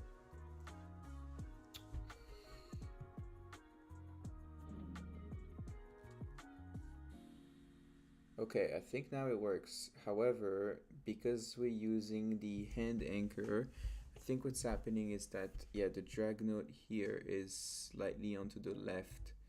We kind of always want to have the player transform, so that's why this here, this future goal position, is not going to be the future hand. It's going to be this rigid body dot position.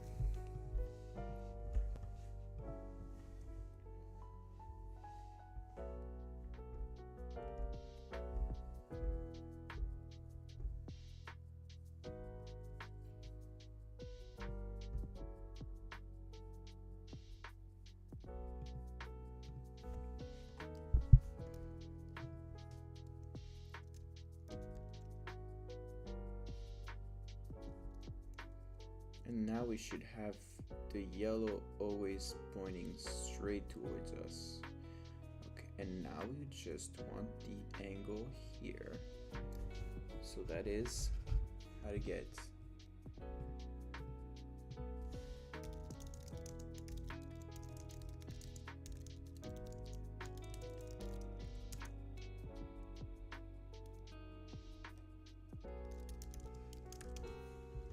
I think we want just the angle between, since you want the shortest angle between, then if the value return is more than 180, just subtract 360 with this value. Okay, try using vector3.angle target direction forward. Okay, so now the angle the future angle is equal to vector3.angle, and I don't know why we didn't use that before, from the hand joint dot connected body dot transform dot forward and the direction to future position. And in here, future angle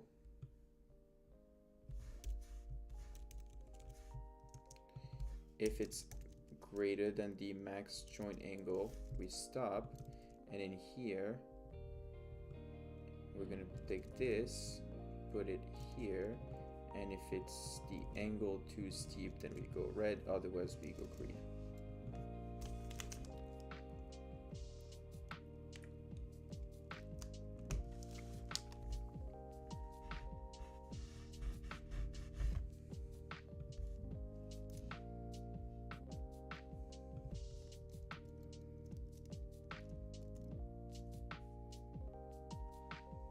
All right, I'm gonna zoom in a little bit. We see it's green, but we already can't move. And why is that? Everything is green now, except the hands. The hands are red. Why are the hands red? It's bizarre. It's because we're going down.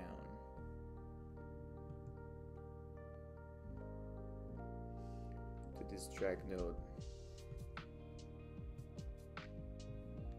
So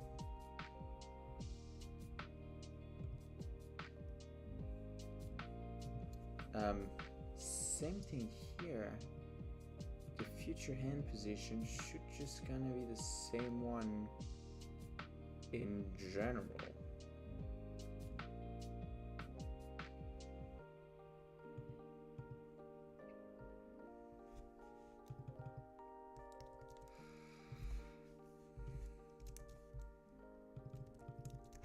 The reason why we're doing this is that we eliminate the distance on the y-axis, so that just, you know, the x and z axis is what we really care about in position space. If we are falling down and we're doing something with specifically the y-axis, then we'll probably let it go rather than blocking the character.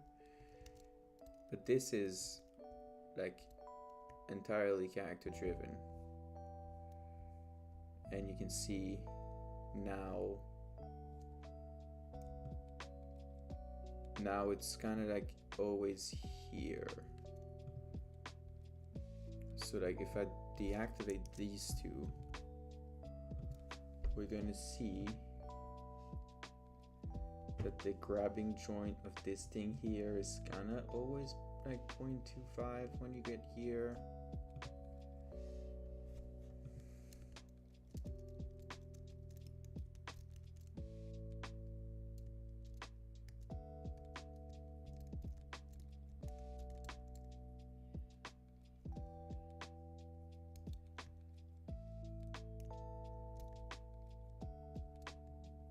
guys see?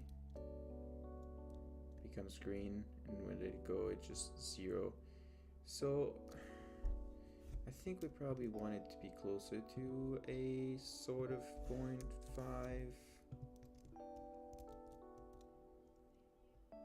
So that we can start walking a little bit. So see, like we won't be able to pull out of it, but we'll be able to pull in it. And that's kind of cool.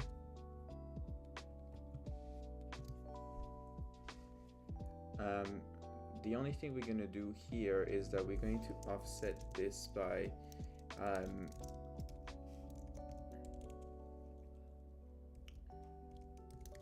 just by a little bit.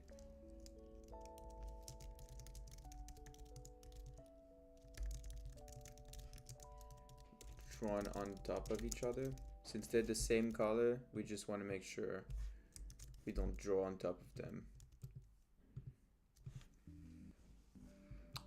And then angle too steep, vector 3, we're gonna do, instead of doing this, we're gonna do a Bontemps Games dot get smallest angle between forward here and direction to vector 3. And then in this here,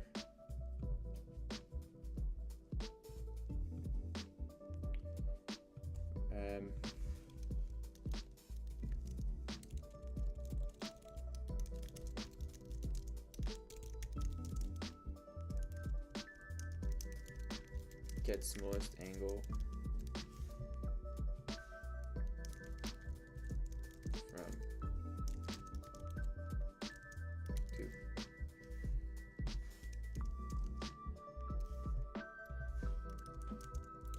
Returns the smallest angle from in between 2 directional vector.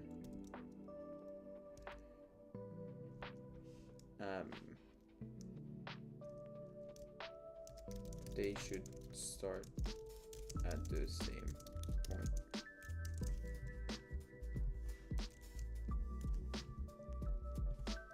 Directional vector to use as a base,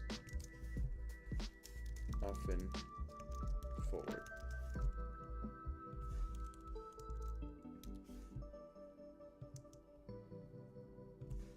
And this is second vector representing the direction to turn towards.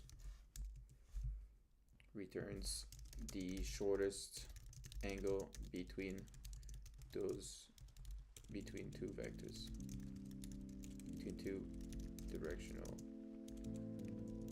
vectors. And this we're gonna use to calculate the angle between 2 directional vector with the same origin in world space. Alright, and this is going to be from, this is going to be 2, our angle, and then we're going to do return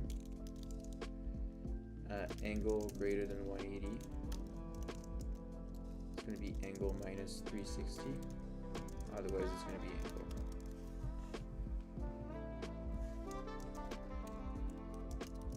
We want the shortest. So if it's like 270, so if it's like this, we calculate this one, we figure it's over 180, which means we want this one, so we remove 360, so it basically does a full turn.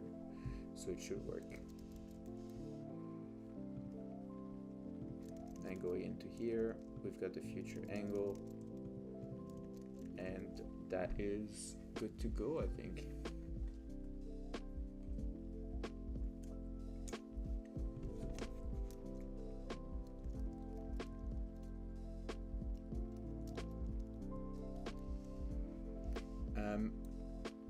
Okay, the only problem we're having now is first of all?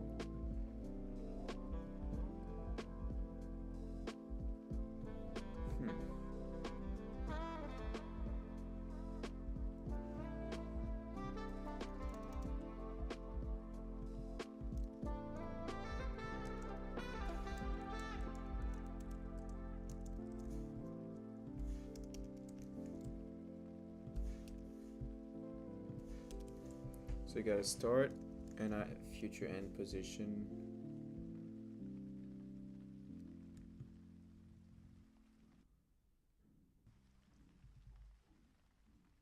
Okay, and then our joint angle is red right now because it's what?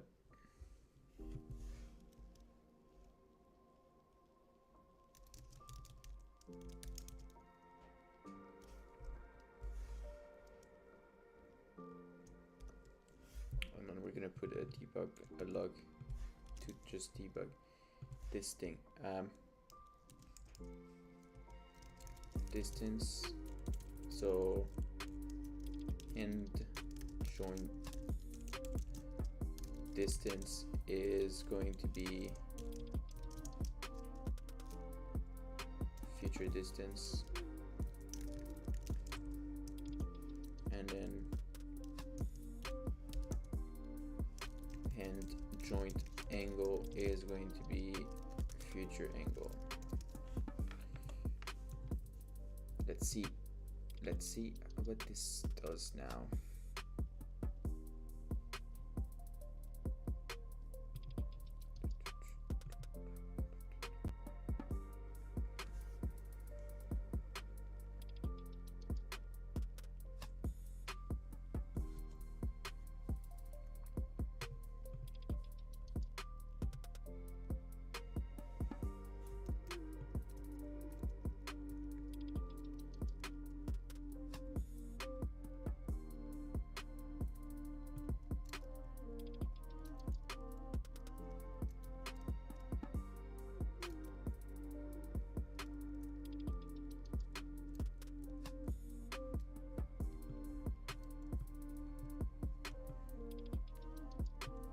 So if I push to the right, it's going to go down that way. If I push up, it's going to go down over there. The grabbing joint should be 90 then.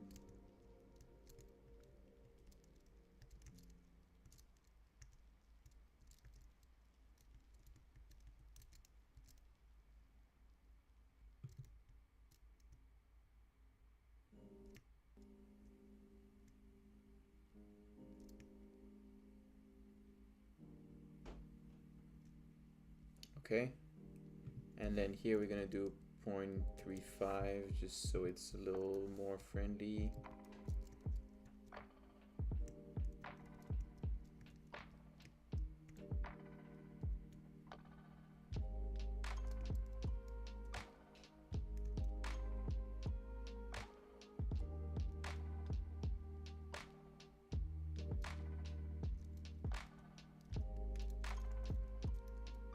All right.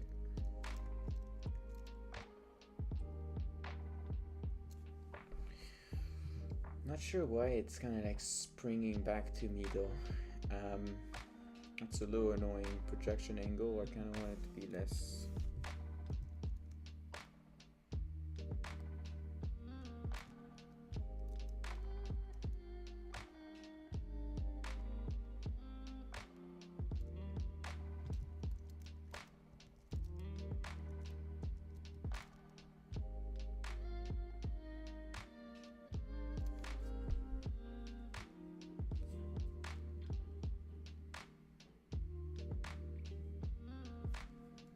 Okay, and then we say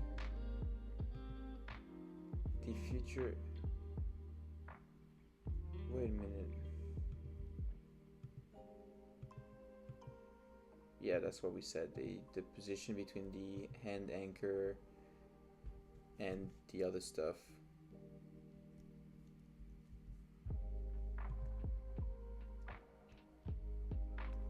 Okay.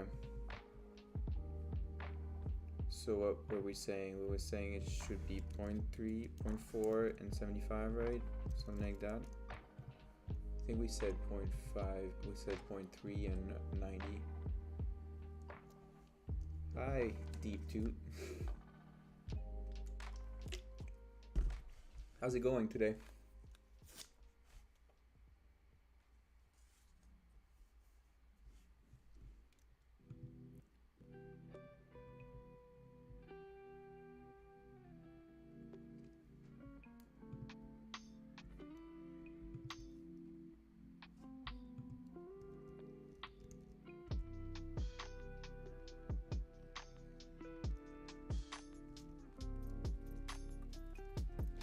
Why is it that when I'm holding something,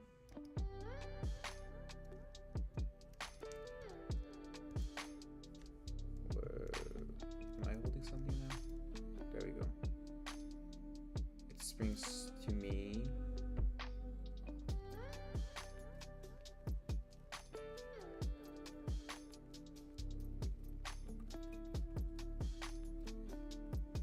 Angle is 3.9.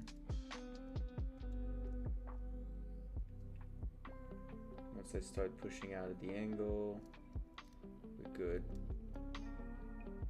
Oh, but yeah, we are good-ish though. Because this is 79.74, the hand joint angle.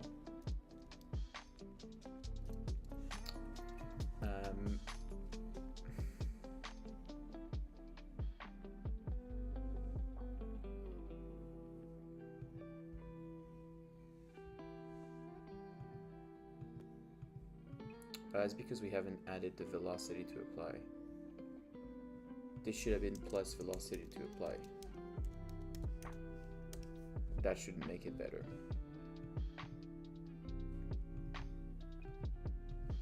The future goal position of this is going to be with the velocity to apply, so that, you know, we can move out of it and into it, and out of range and into range.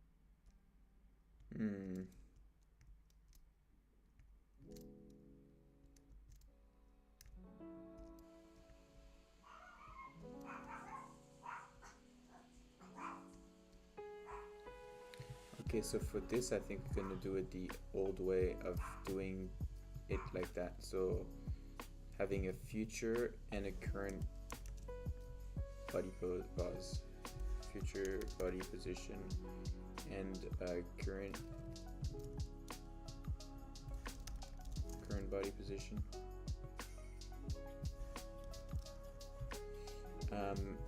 Both current body position dot y is equal to future body position dot y. My dog just entered the room thinking, search, why you wanted your toy?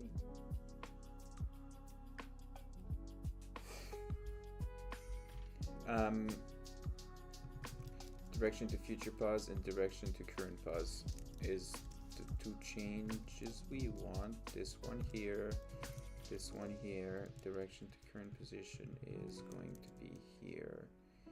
Current angle and future angle, basically. And here we're gonna have this. And so in here we're gonna have if the current angle is greater than blah blah blah, and if the future angle is going to be greater than the current angle.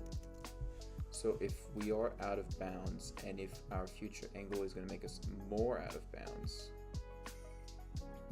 then we're going to stop here.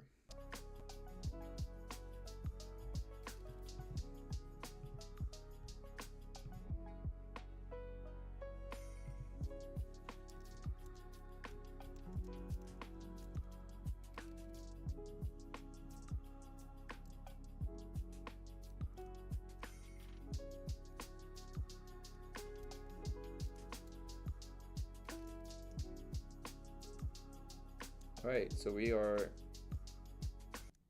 See, now we're good. Now we're good. If we go north, we can move north. We can move left. We can move right. And we can pull our door in all directions we want. And if we deactivate our lever shit here, we can pull it hopefully all the way across. Not sure why it just stops there. I guess it's because the grabbing joint technically should be 0.5 so that we have enough of a pulling force on it.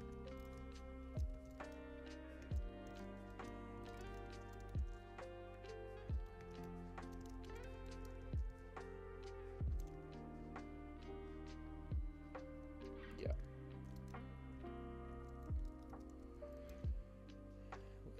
Enough of a pulling force, and then you can let it go. And it looks good. Alright, then the door is fine. You can push it, and alright, that is the door. You can push it on one side, or you can hold it and pull it. One extra little thing we're gonna do, and you can, you know, this is kind of like the big deal, is that now joints have an angle and a limit to it. I still feel like this limit is a little too big because, like, you can see you're not holding anything. So if I make it just 0.45, let's leave it 0.35.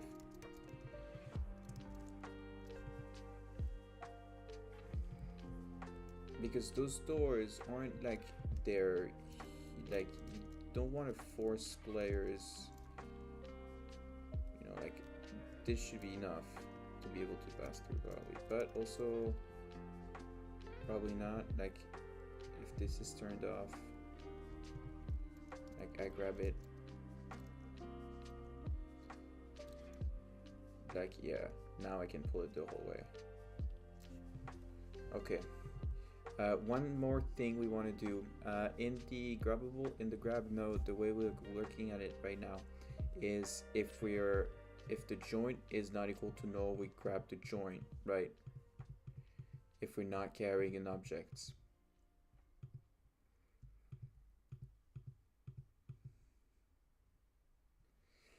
I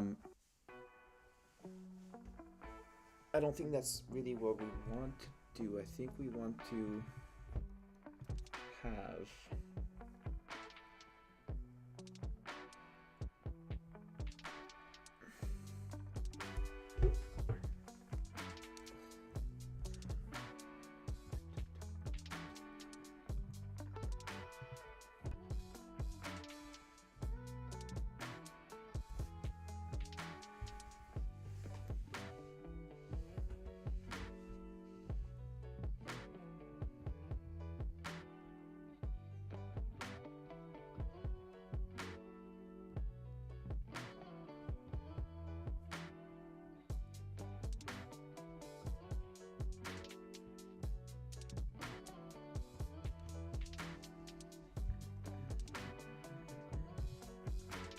So one thing we want here is when we're getting in range of our node, we're grabbing it, but when we are in range and we press the button, we're not grabbing it, and that causes annoying, just annoying.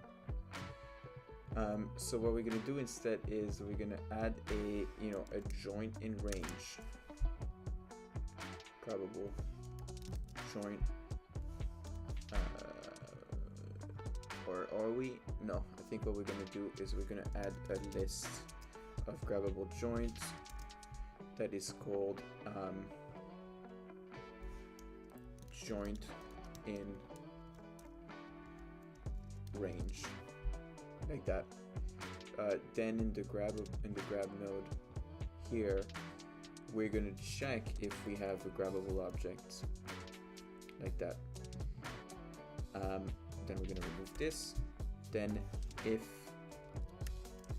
we do have a grabbable object, then we are going to do an add. Oops.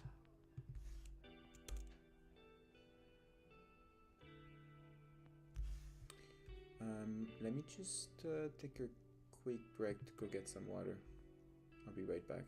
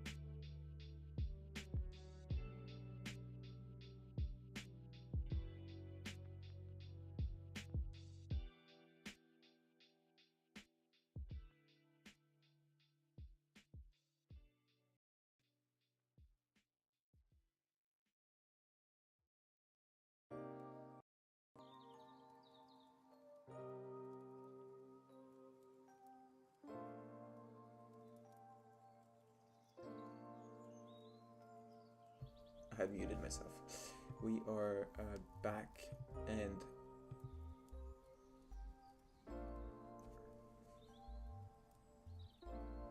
alright, everything is coming to my headphones. We're good to go back. So will we? So now when we have this, we're gonna do. We're gonna access our, joints in range little thing.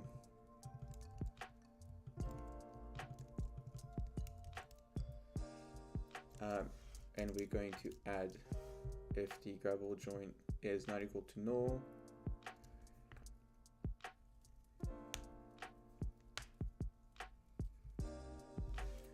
Let's do cool.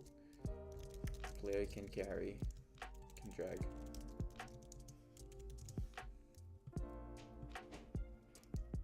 Do it here. Player can drag.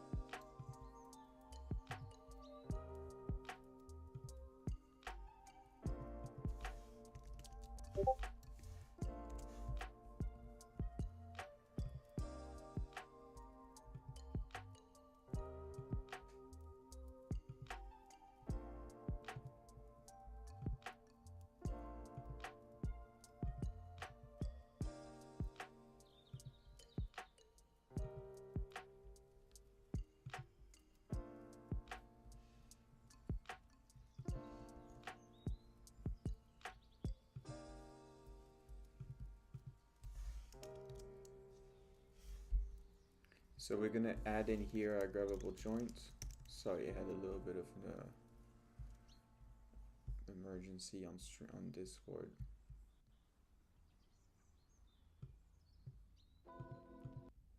But back to it. So we add our joints in range if we enter it, and if we don't enter it, if blah blah blah blah blah, and then if m dot if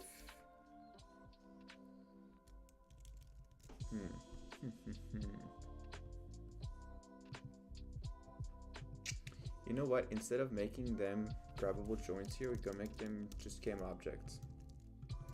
And it's gonna make sense in just a little bit. We're gonna add the grabbable joint.game objects, and in here on the trigger exit, if the link player dot joints in range contains other dot game objects and link player dot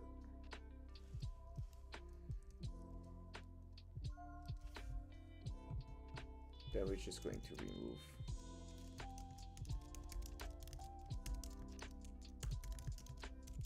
remove all instances of other dot game objects.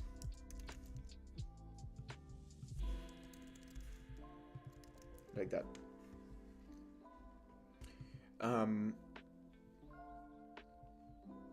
And so when we enter, we check if we have a grab joint.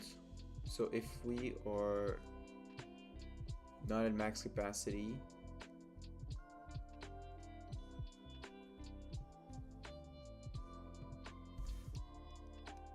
we're going to set our pickup targets. Actually, just let's see if it's just like that for now. If we want to drag, so if we're not, no, we set it here, and then if the player can drag and the joint is not equal to no, then we're just going to grab this joint.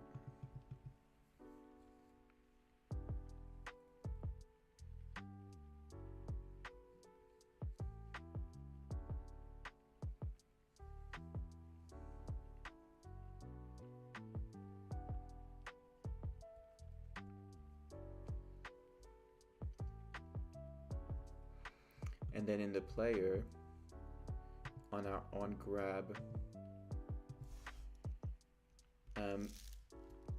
else if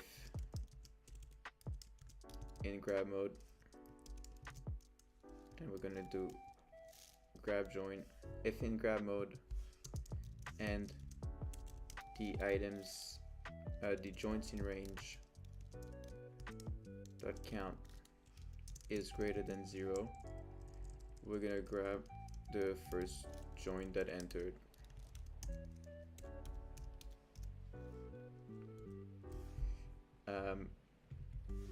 Dot get component grab a bolt joint. And so the reason why I made it game objects is because here we're only gonna do the get components on this joint if we try to grab it. So like if we are holding the grab mode, then this is gonna tackle it. It's gonna handle all that stuff. But if we're pressing, the F button and we're not in range of anything that we can grab, then we'll just grab this thing. And if I were to do grabbable objects, a list of grabbable objects, then here I would have been fine. I could have just added, but then in here I would have had to always query, get components on every object that exit this, which now I don't have to do.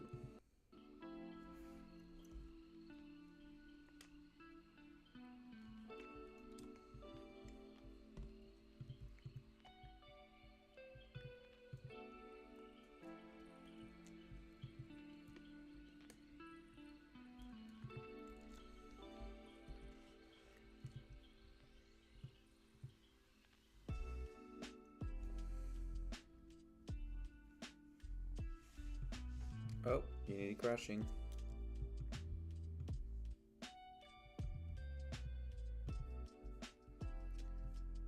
You get used to it pretty fast at some point.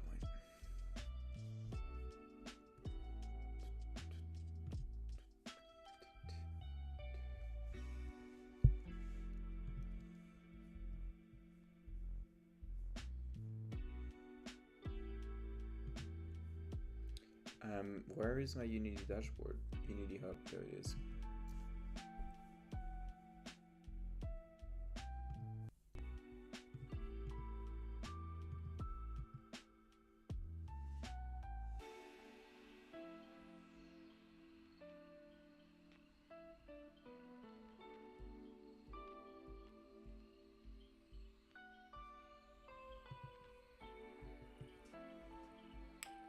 All right, we're back. So, let's try this out. What should happen now is I'm gonna go here and I'm gonna press G and it's gonna hold it. But it's not, because in here we did something pretty bad, which is the joint in range in the player is never instantiated because we haven't done it in this thing.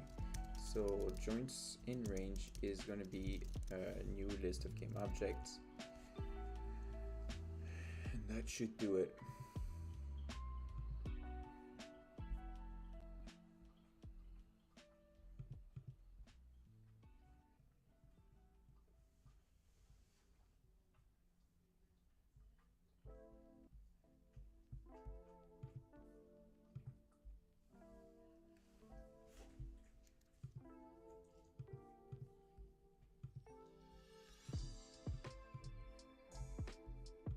Right, it's great if it can just, work now. Alright, we're back. So, we go up to here,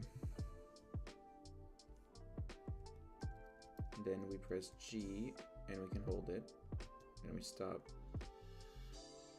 We get pushed back because it's a heavy door, and then when we hold G again, we can hold it again, without having to exit and go back in it. Alright. Alright. Now we want to do this lever thing. Okay, no. I'm going to try to push that door back. So it's closed. And we're going to do that grab lever. And on this, I think what we want to do is something pretty straightforward using that same feature. We can see that our distance to object is bonkers. And so why is that? That is because when we're in here,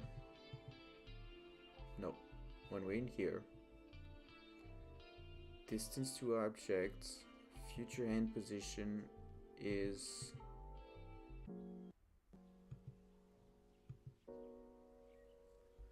plus the velocity to apply, yeah. So why is it so high up?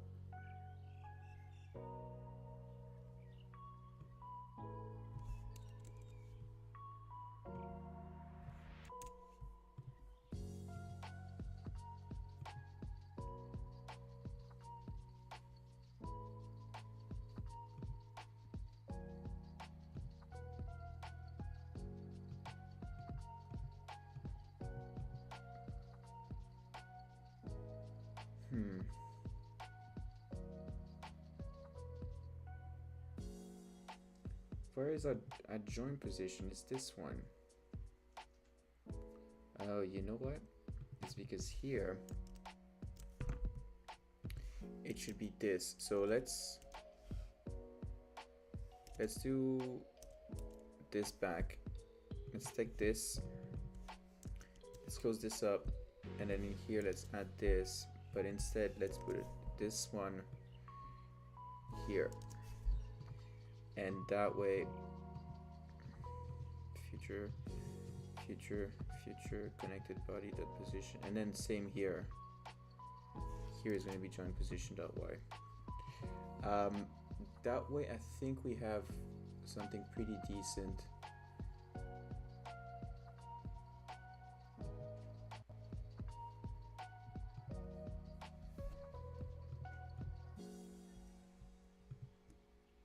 So I'm gonna grab this door first. Make sure that we can still use it totally fine.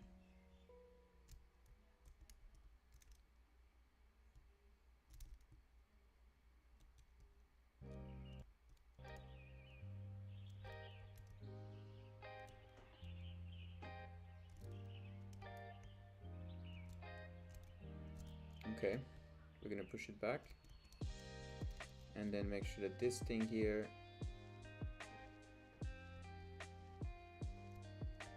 we can move it out that way. No, we can move it that way. Okay.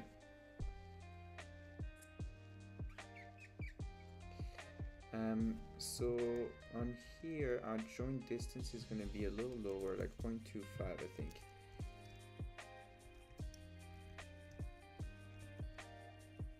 Okay, and then so here we're going to do 0.25. We're going to have a 360 joint angle because we just want to make sure we're not blocking around, that we can move around it, I think. As long as we can hold it, we're not going to block moving around it. And then in the hinge joint, instead of having from negative 90 to 90, we're going to have it a little slightly lower so it doesn't go all the way into the ground. And actually it's going to be from 45 to negative 45. I think that's a good amount. So we're gonna, now it's on one side, we're gonna grab it, it's gonna go on the other side. And if we push it, hopefully it's gonna go on the side after that. So that pulls it, so we can pull it fine. So let's see why can't, so you pull it. So I think 0.25 is probably a little too small. It is pretty, this game seen from very high up, so I think we can, for the sake of prototyping, make it a little less close to everything.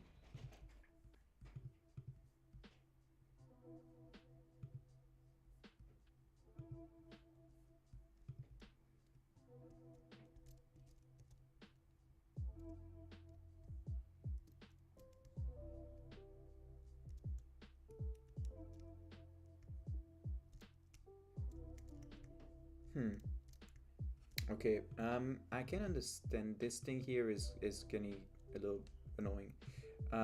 So we're just adding just the same thing as before. We're just gonna do a good old current hand position. Current hand position is gonna be the hand anchor position without the velocity time. And here we're just gonna do current hand position dot y equal future hand position dot y, and in here is going to be the current distance greater than the max joint and future distance greater than current distance. That way it's going to feel a little better, I suspect. Current distance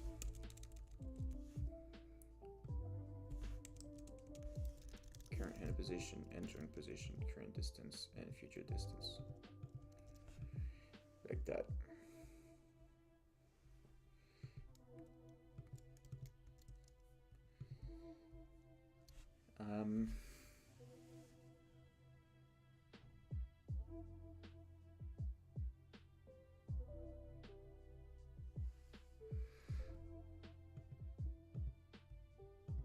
And the cool thing is that after we'll be able to tie kind of like a rotation based on you know, like different, how would you say, like different puzzle mechanics being done. Like a door can open, if you snap it, then we'll register this door to be moving, you know, in the activate option, or the switch, I guess. I just need to send a PowerPoint to someone real quick.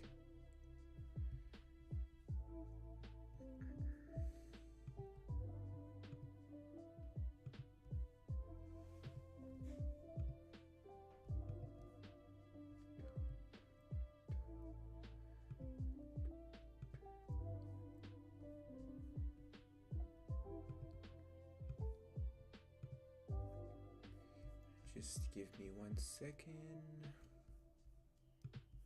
Goes here.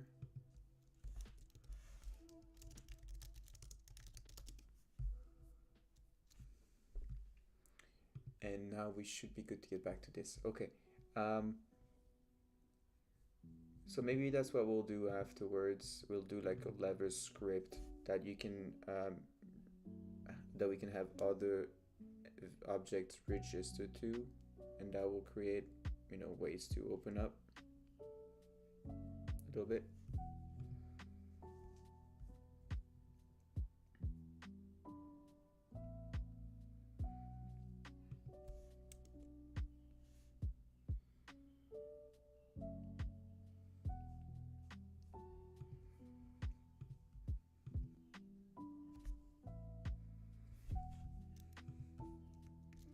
So we hold it, we can pull, and we can push, and we can pull, and we can push, and pull it.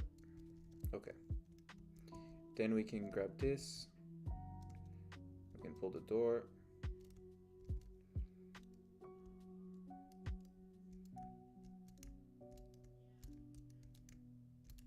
and all right. So that kind of works, which is good progress.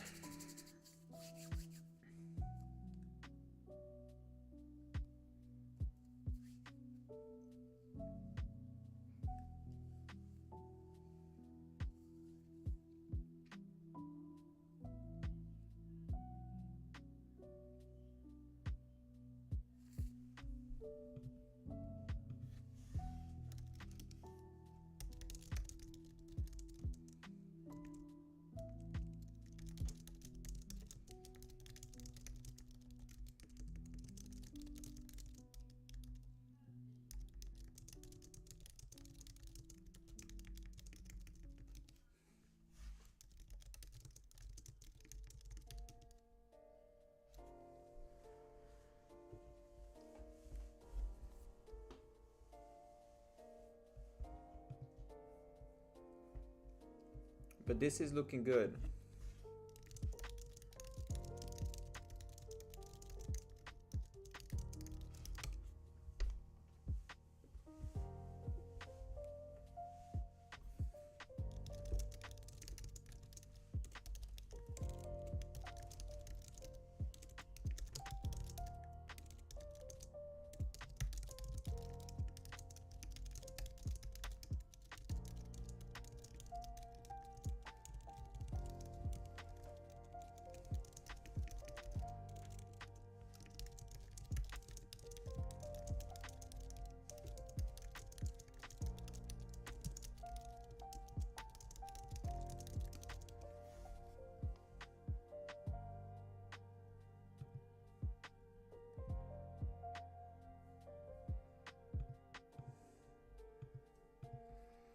This is starting to feel relatively good. One thing that I want to do, and I'm going to start researching, I'm going to start researching here. Beautiful Stack Overflow helped me in many things. What I want to kind of do now is, so it's going to be mostly visible in like,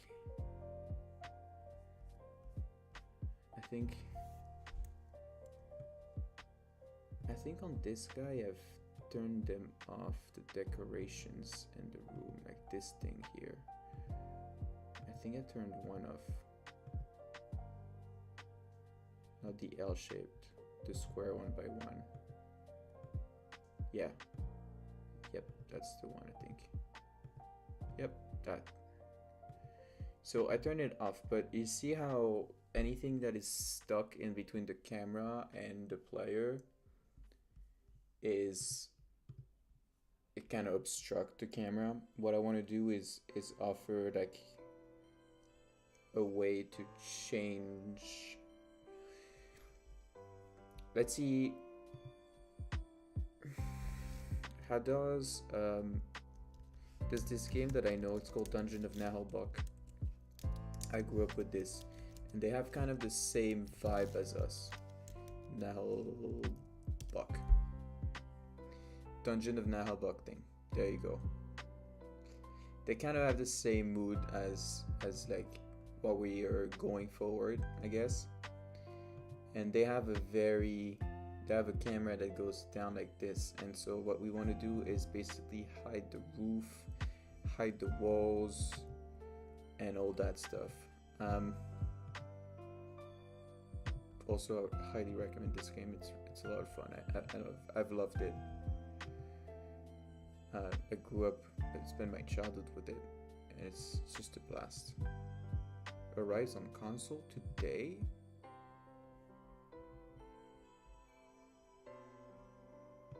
Oh yeah. Sorry. I knew that. I think I have it on my Steam library. I'll check, but I think I have it on my Steam library. But yeah, I highly recommend this game. It's a lot of fun. It's not the deepest. It's not the deepest game you'll find in terms of like mechanics and all that stuff, but it's like funny, and it's pretty, and it plays easily.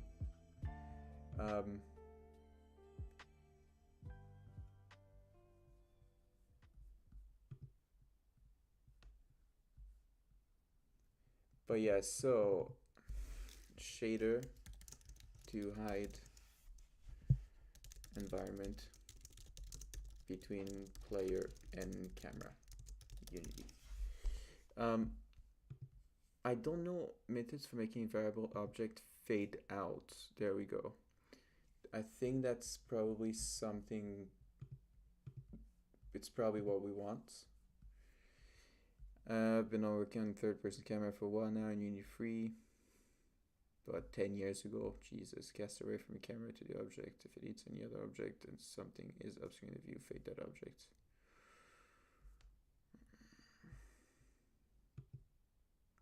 Something a little more recent.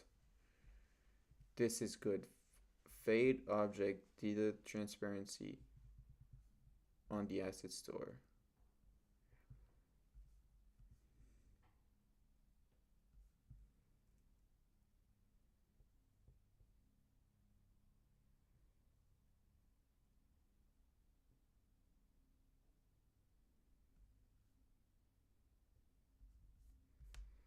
I don't want an. I want like a.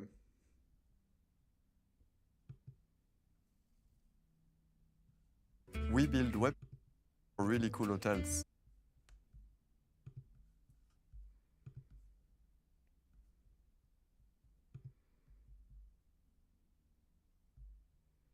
Yeah, this is basically what we want.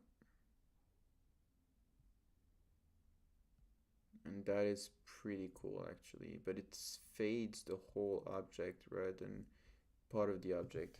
Can you fade part of the object?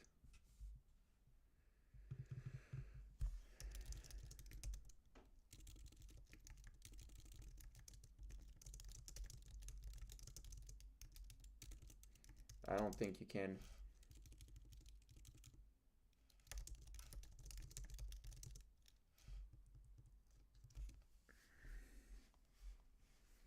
I think you basically fade the whole object or none of them, pretty much.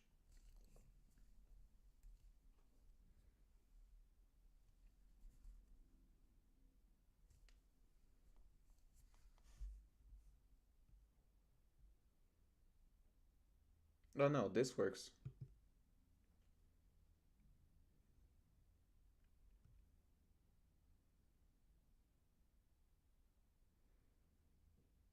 Yeah, this is exactly what we want. A D3 alpha effect.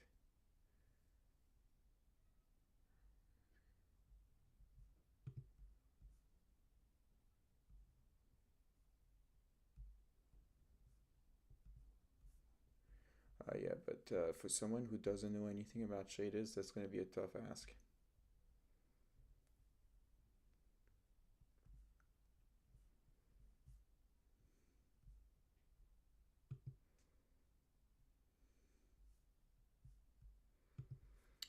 Let me put some music again. Writing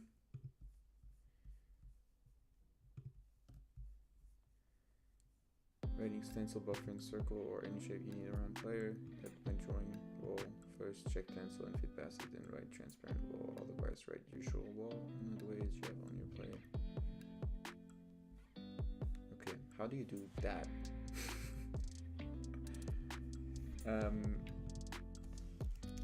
Either fading around player in Unity C#.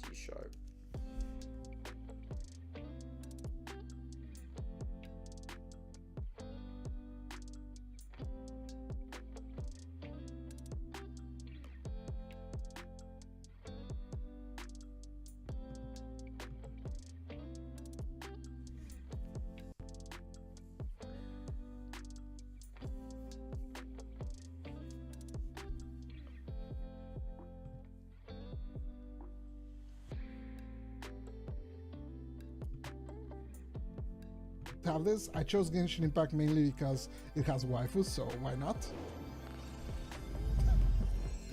Hey everyone, my name is Pablo, this over here is Giro, and today we're going to do a very small tutorial. It's a follow-up to my previous tutorial, which I'll link somewhere up there. It's basically a different way to use the solve so that you can hide objects when they get really close to the camera. So Genshin Impact has a very good example for what I'm going to show you, so let me get close to a wall. Many games have this. I chose Genshin Impact mainly because it has waifus, so why not? And also it's very clear. There you go. So you see, when I get into this state, you can see that near the center there's like this pattern that you can see through her, and you can see this sort of like greedy pattern through it. There you go. As she gets close, it's even more obvious. So that pattern is a special type of the solve.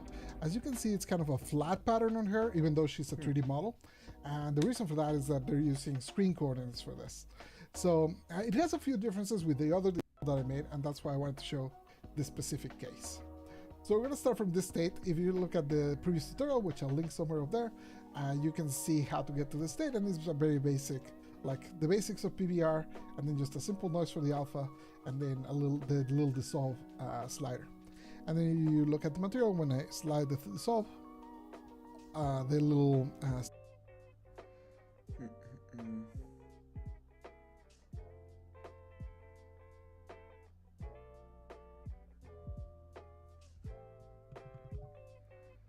Alright. Fade object in between shader to fade object in between player and camera Unity C#.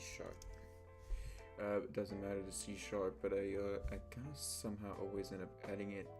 Fade out object when player is behind it. Fade out object near the camera in Unity.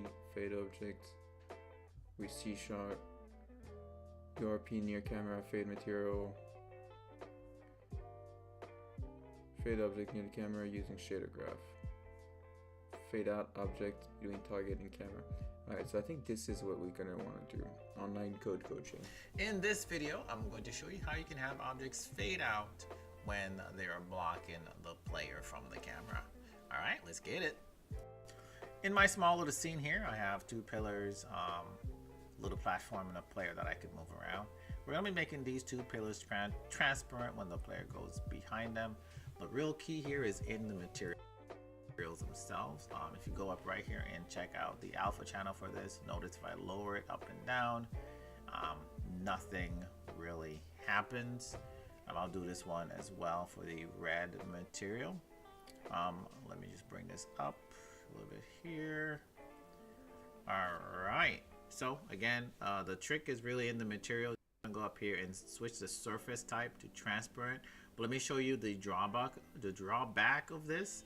If you notice the shadow right here, it disappears. The shadow disappears when you switch it from surface type. You switch it to transparent, the shadow disappears. So I would suggest you simply bake your shadows, because you're gonna do this effect on maybe a tree or something stationary in your scene anyway. So you just go ahead and bake the shadow. You won't have to worry about that object being moved. Let's go forward. You can see now that if I go to the alpha channel and lower it, with that surface type being set to transparent, it actually works. Now I have two scripts in the scene. I have this object fader and a camera script. Camera script is on the camera. Is he gonna use about 10? Set up if you the position that we identify the player is at. Finally, array He's gonna cast use array hit cast. the That's not variable. really what I want right now. Fade object near the camera.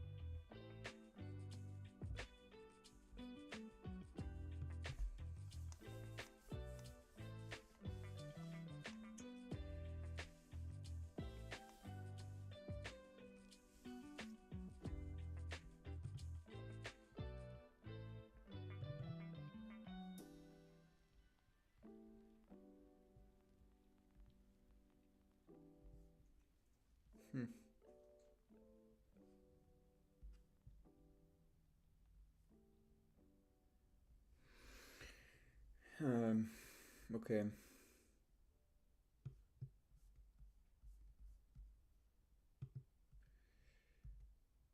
It's a little weird because they're not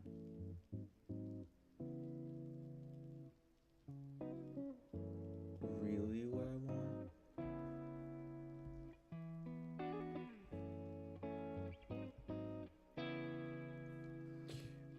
Let's do.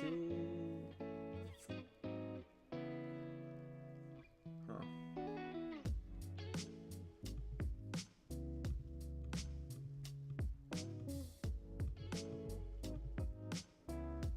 So.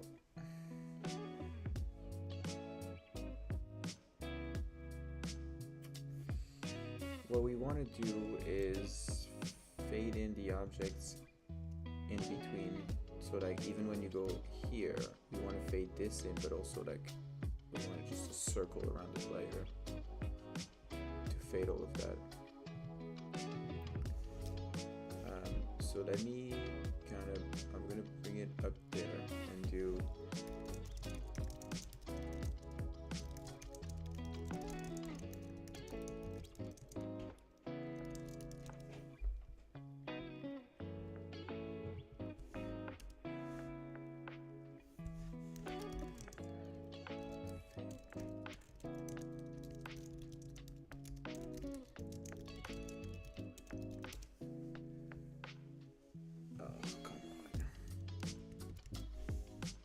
doesn't want to let me see anything.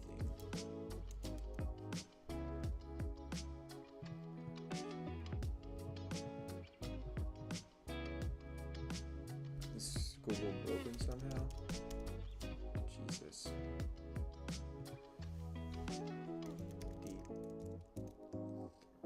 Alright. Please, would you work?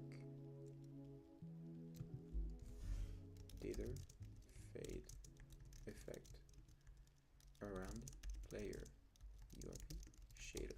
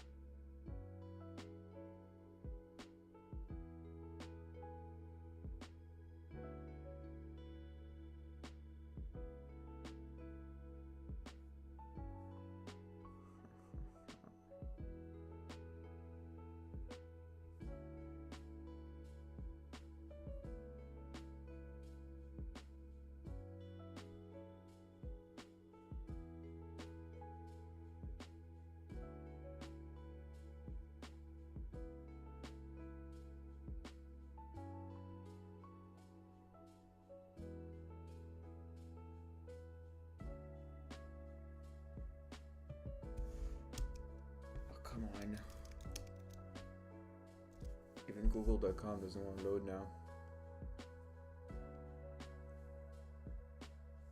This is... I don't know what's happening with my laptop, but this can get really annoying. I'm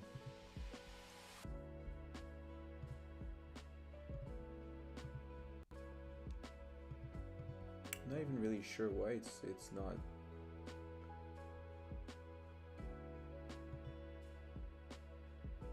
Just like no Google page is loading.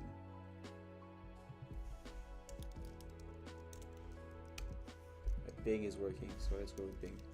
Shader.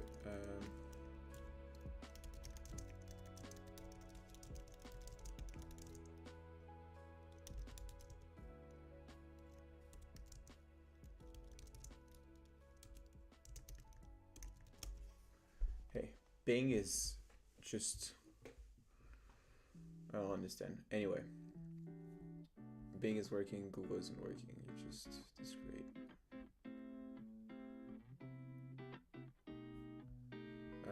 Around the effect, circle around player. How to make a circle around the player. Height.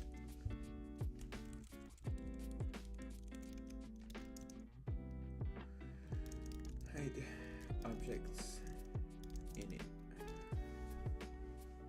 See-through walls. Video of how to make a circle around the player. There you go. I like see-through wall shader. That's just perfect. That's exactly what we need. For my game. Why I love Envato Elements? I love that I don't have to animate my own texting conversations in After Effects, because that's a lot of work. Whatever exactly what we pictures, needed. For my game Treasured, I wanted the player to show through objects. So when the player goes behind this rock, for example, he is still visible. Oh, he didn't show it. He cut out right before. I wanted something special, something I had control over, but I couldn't find a good blog or tutorial that would give the results that I wanted. So in this video I will show you how to get the screen position of the player, how to render a circle, and how to add effects to the circle. Great. So this is the scene that I will be using. That looks It cool. has a light source. Yeah, that's exactly- It has a camera. That's pointing exactly at what the we need wall. right there. It has a ground plane, and it has a little red capsule behind the wall. So currently, if we go to the game view, we cannot see the red capsule. But if we grab the right Before shader, I save, we can now see the capsule through the wall. We even have control I'm gonna over put the that back size up, and I'm gonna put that over there. And well, open it up. of the smoothness of the edges, Actually, we're gonna make it and there. also the opacity of the Alright. circle. Heyo. At the end of the video, I will also show you how you can apply other effects, like noise, to add some flair to the circle. So the first thing that we need to do is create a graph, which you can do by going to Create, Shader, and either you can select the Unlit or PBR graph. I have already made a shader graph. Alright. One thing at a time. I've never made shaders before, so let's see how this goes. So, let's just put it in...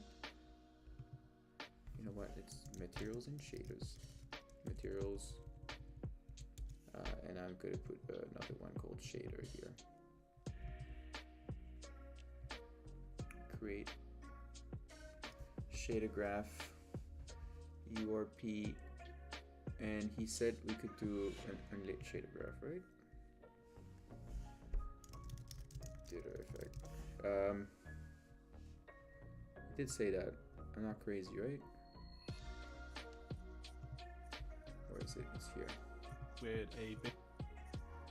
So the first thing that we need to do is create a graph, which you can do by going to Create, Shader, and either you can select the Unlit or PBR graph.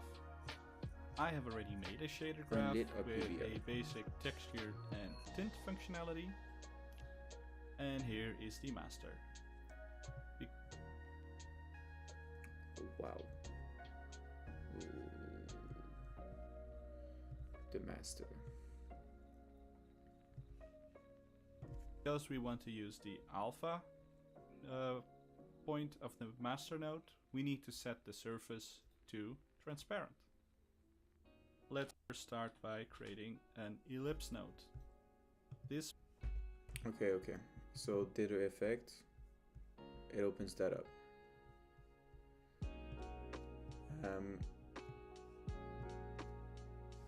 So when he goes in here, then the PBR, the multiply. Wow. Okay. So I wish he had done a URP version of I it. have already made. Texture and tint. Main texture. That's texture T2 UV sampler default tension. Okay, at least we can see a little bit better now. Nope.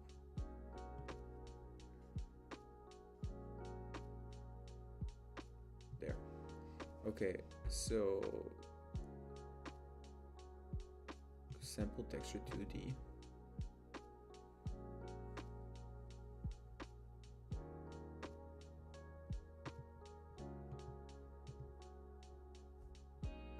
Oh, this is painful. So we want the main texture, right?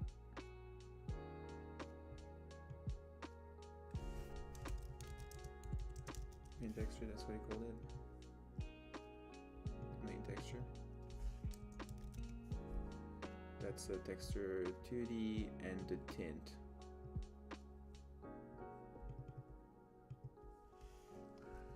And the tint, which is a color.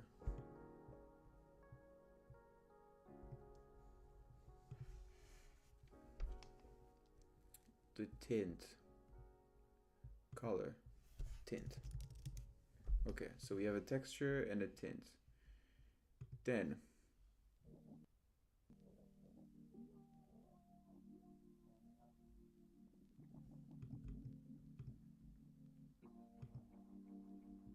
create node.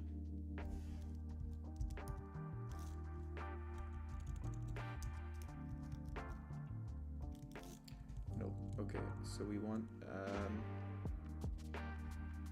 sample texture 2D, sample texture 2D goes here.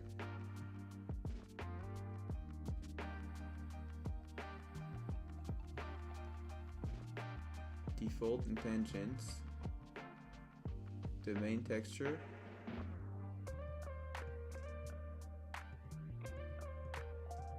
how do I delete this guy? Delete. Oh.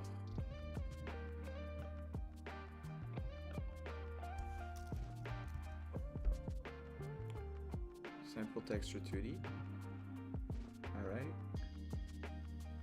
And that is the UV 0 and then the RG morph, and then you multiply, right? Then you multiply this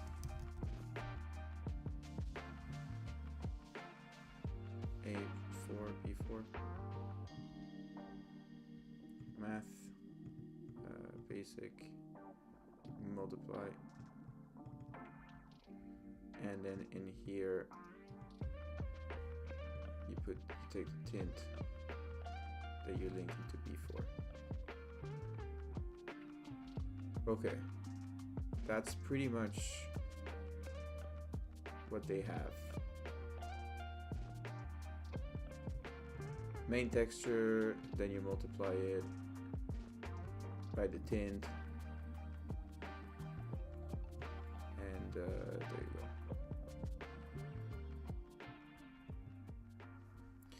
Oh, one of the things why I hate node editing is because my OCD goes nuts and I need to have everything lined up perfect and nice. That's gonna be tough. Alright, so tint. And then it's sent it to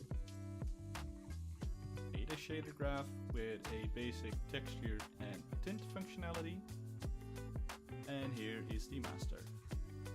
Because we want to use the alpha, the master. Is that a master here? Technically, vertex and fragment.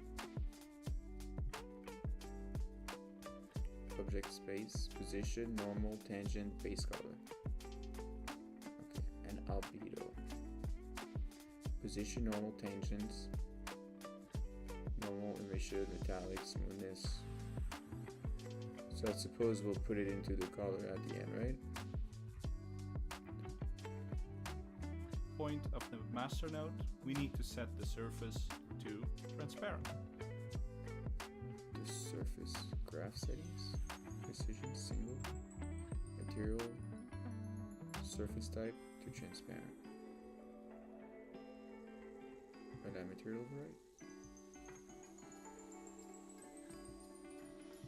Material is going to be, it's lit. Alpha, base color, metallic, ambient occlusion, emission. Alright, that's getting better. Smoothness. Alright.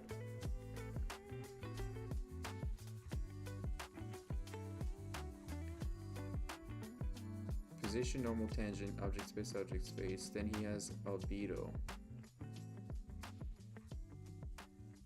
And I don't know what that setting is. Albedo 3, normal, emission, normal, emission, occlusion, metallic, occlusion, smoothness, alpha clip threshold, alpha, and if we add alpha clip threshold,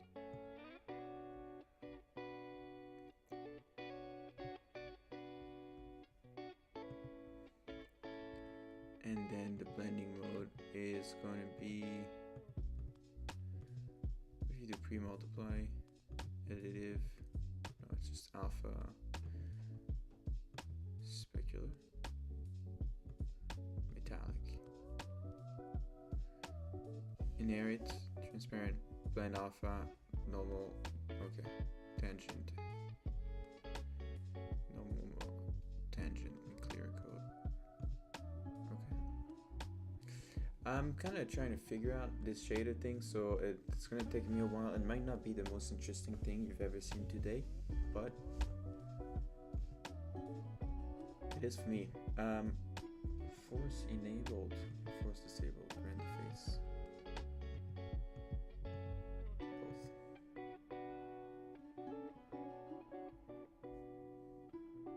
Nope, for him it's just the front. Okay, and then he has metallic, smoothness, occlusion, metallic, smoothness, occlusion, alpha clip threshold, alpha clip threshold. He just has normal and emission and just the albedo. Not sure what that is. Let's see. Let's first start by creating an ellipse node. This will essentially be the base, but we will replace it with some code that we'll get into later. So let's first grab the UV, which is the screen UV, so screen position. And because we want to create some offset and tiling, we need to create a tiling and offset node. Let's grab that in UV and put that in UV. So if we put that in the alpha node, you can already see from the little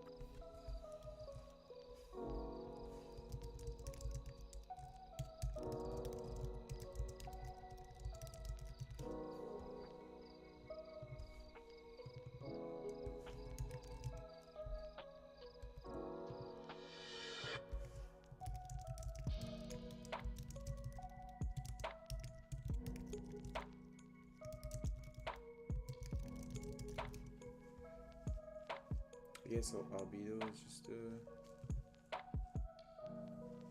albedo. defines material albedo value. Okay. I guess for us it's gonna be just the color. It doesn't have color, we have color. I'm suspecting this goes to color. That way if you change the tint, the full value of the tint to red, this goes to red.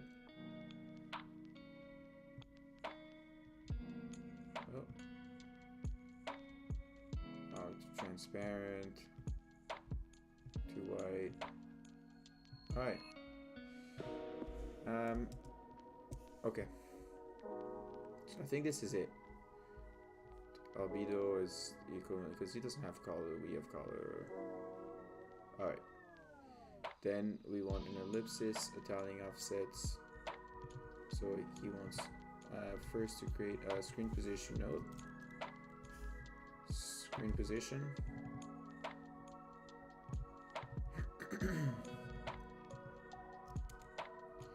Into a tiling offset.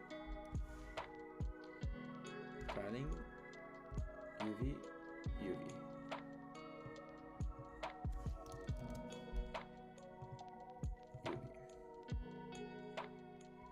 Alright, and then the out goes into ellipsis. Ellipsis UV. Like that. Alright, with the width 0.5 and the thing 0.5. Alright.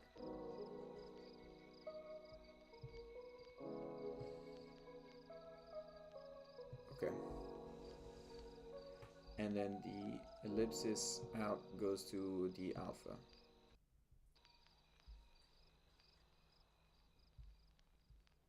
Preview that it is inverted. So we need to invert it by going through a -1 function. So you can see that the mask. And you want to invert it, so you put this into an inverted function.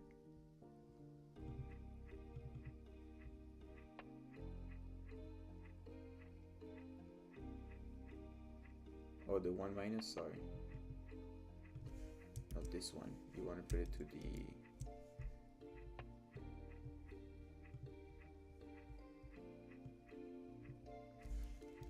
minus. Alright, and then you put this 1 minus to the alpha. Alright, and we see the opposite of it. Okay, so far, so good. Basically changes. Yeah. Alright, so in Unity, let's quickly create a material. Let's call it see-through. That's great spelling, but doesn't matter. Let's go to shader graphs, circle see-through. So when we apply that to our wall, we can already see that something is happening. It's just not the desired result yet. Okay. Alright. We can see something is happening. It's just not the result. What are we going to put it on? Let's put it on...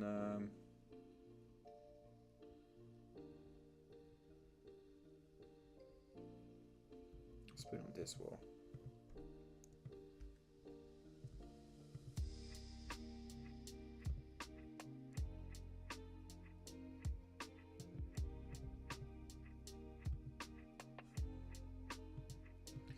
What are their materials? Standard. Okay, no.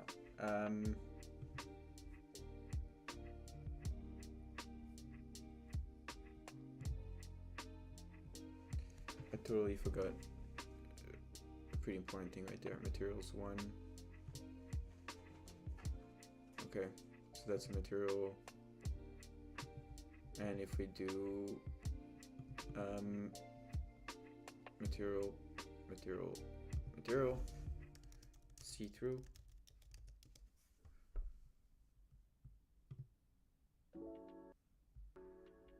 if we put this material on the see-through thing, and if this becomes The dither effect. Okay.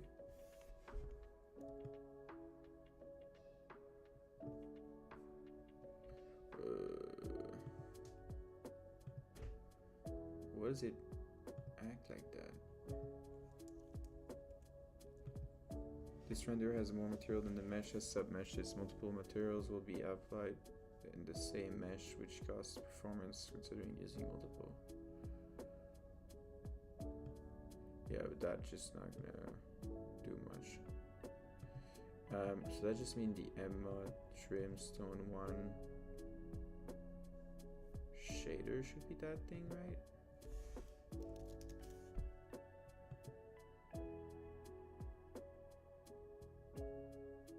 Huh. Something definitely happened here. Why is it that our shader is so gray all over the place? Is it because we didn't save? Ah. Okay. We see something. It's not great, but okay. It's kind of cool though.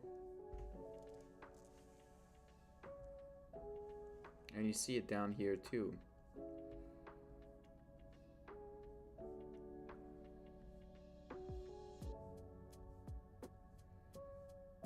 Okay.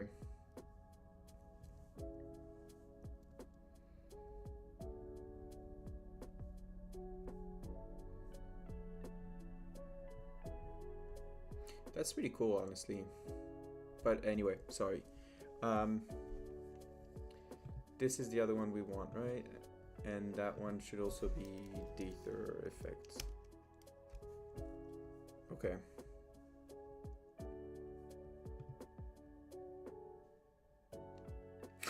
Yeah, how to make it fade in a circle. But I think the circle is, so if you move that X slightly lower and you save it. Yeah. All right. It's kind of nice. One thing that I'm gonna do before everything explodes though is save this.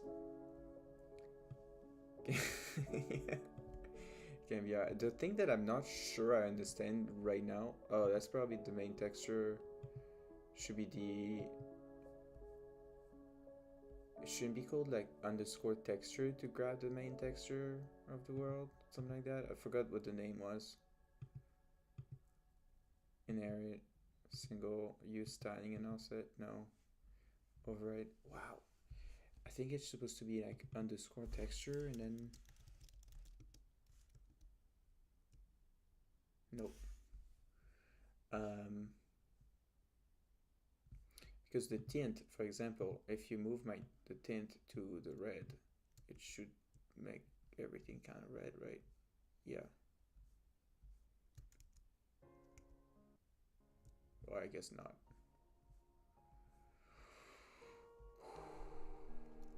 Okay. Inspector. This, sir.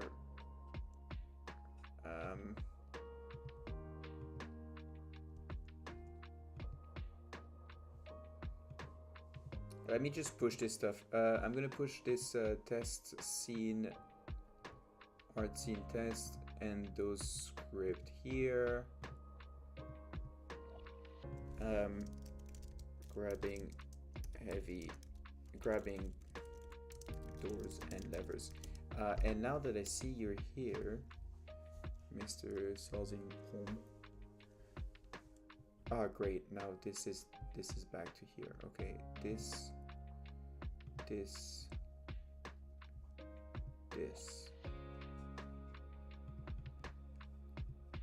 Undo. Reload. Okay, we're back to our normal state. Art scene test. Here we go. So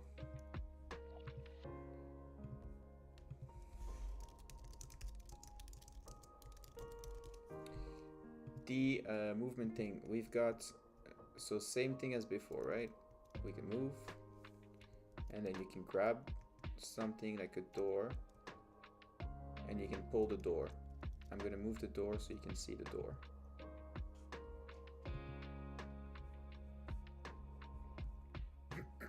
Like this thing here. Gonna move it all the way over there. Perfect placement, yeah. And then this thing here, I'm gonna move it over here. Alright, so first, oh fuck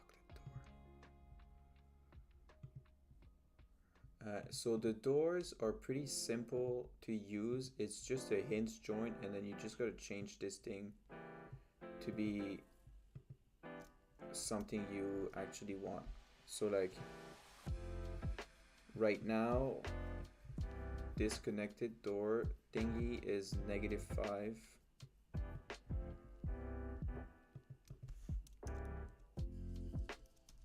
Alright, it's down there right now. You want it to be 5.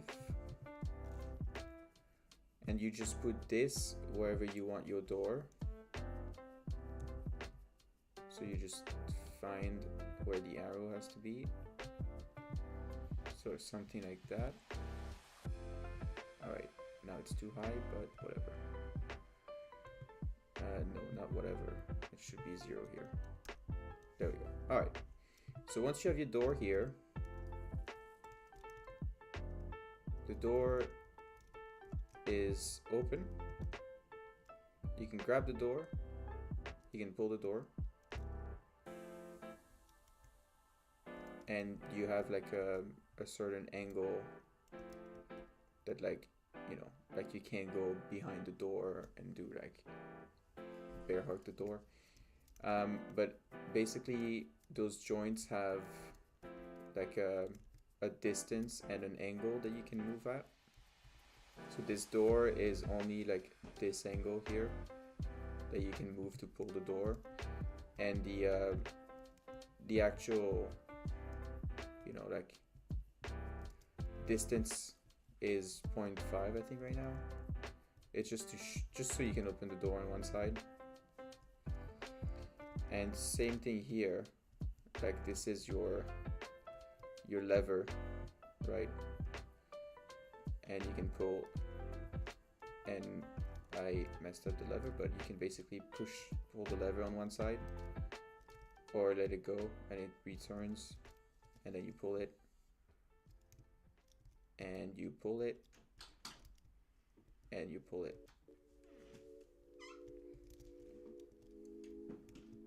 That's the main part of it, but granted, there's a couple things that are messed up because I tried doing a switcheroo, but I feel like I'm gonna do another switcheroo so that I show what I actually tested.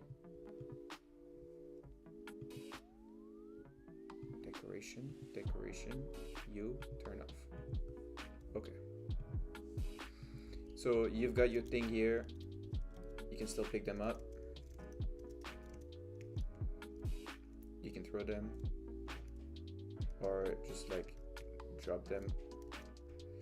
Then you've got your lever over there that you can grab.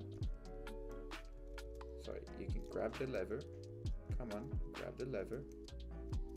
There you go. And then you can pull the lever, hopefully. Oh, why can't you pull the lever? Whatever. Then you can grab the door, and you can just grab and pull the door. It's not perfect yet, but probably make the levers a little more, yeah, a little thicker. Also the head, the big head of the character is kind of causing issues, because like, so one of the first issues we have, which I just thought of, is so like this thing, it's a rigid body and it is connecting to everything, so you kind of want to just basically remove the joint, remove the limb. You want to include everything but remove the limb, and when it's being held, remove the player too, probably. And that way, so now you can just kind of like step over it ish, But if you grab it and you can pull it, it actually gets pulled. But for some reason it only ever gets pulled in one direction, which I'm not sure I understand why.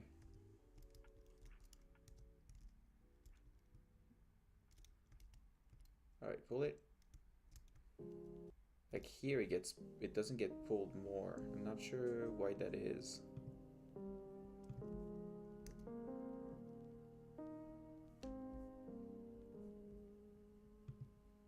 I think it might be because here I turn. There we go. Alright, so that was an issue. But it kind of goes out of its way now. And I think that's because the hinge joint here doesn't allow it to move further. So if you let it move further,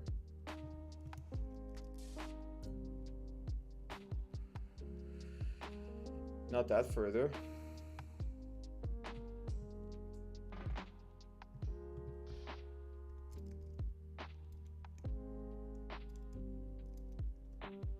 Yeah, it gets pulled, but it's a little bit like a little weird. I think if you enable collision, then it ends up getting stuck.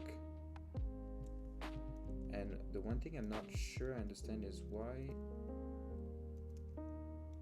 like if I push up, oh yeah, it's fine.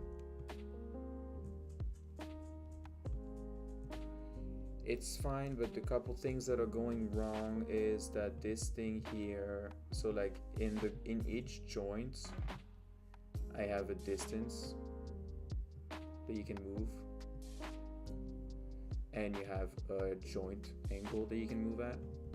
So if we remove the distance here to 0.25, if we make sure to enable pre-processing and collision so that it doesn't get out of its axis, if we get this thing out of the way because it's big and clunky and blocks my character, at this point, if you grab it and then you pull it, please work. Nope. So it pulls in one direction. I don't know why it doesn't pull in the other one. I'll be very honest. Like if you do this, it's like the joint isn't coming because obviously like it goes too far, but you should be able to, like that hinge should be able to come back to you, like back with you, and not be pulled like that. So why isn't it doing that is a great question. So it stops moving because it's slightly too far.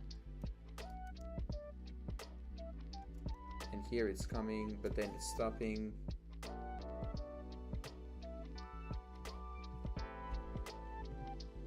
Negative 180.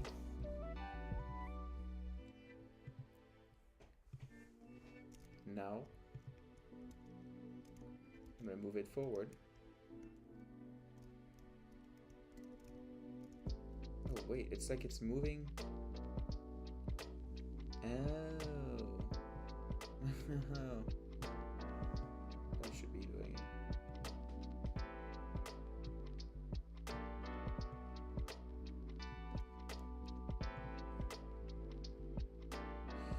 And this is why I don't like game development sometimes.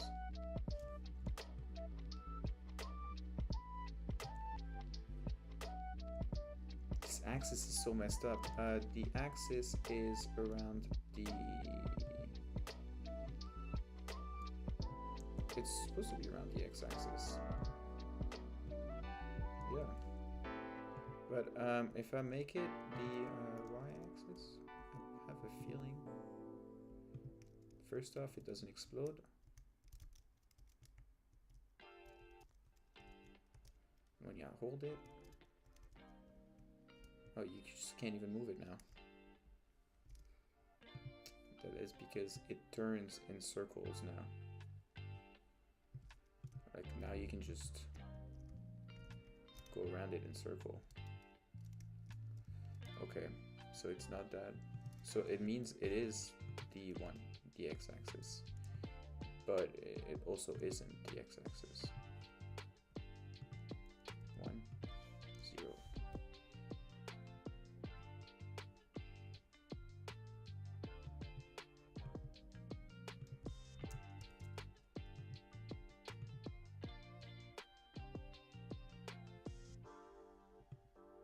Yeah, so it is. It's just kind of weird, and also you can't enable collision. Min and max limits must be within ranges -180 and 180, -180 and 180. Okay, so you don't want it that. We want it to be 75 and -75.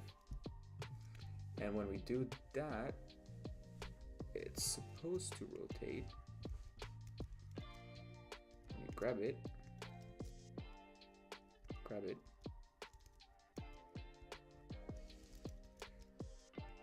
That way, yes, but sorry. There we go.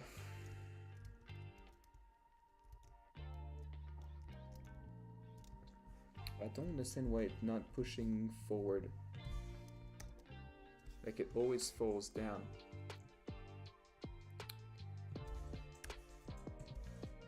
Zero.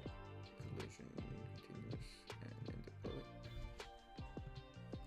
I'm gonna redo it a little bit. 0 and 0.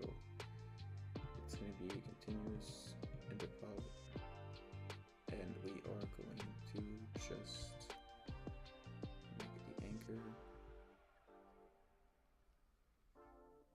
slightly lower, I suppose, at 0. Ah.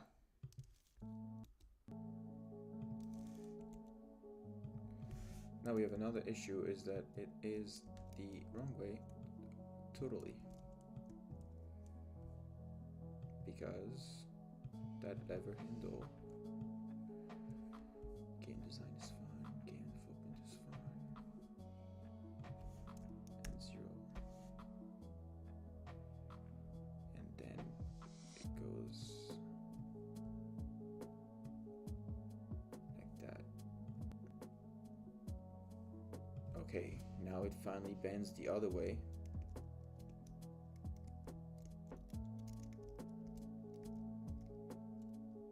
When I hold it, and when I try to push it, it goes straight in my teeth, which makes it not be able to move anymore. So we make sure we stop the player and the limb from being colliders.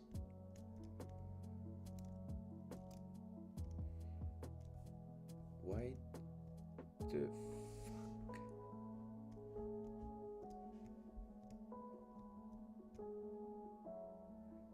Because it's moving. So if you make this 0.5 now,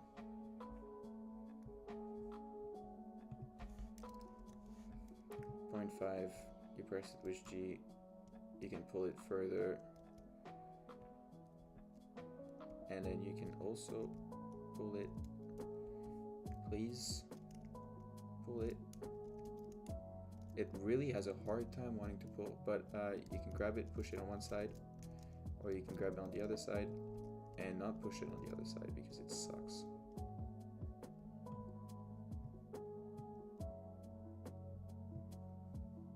Not sure I understand the point of this whole thing.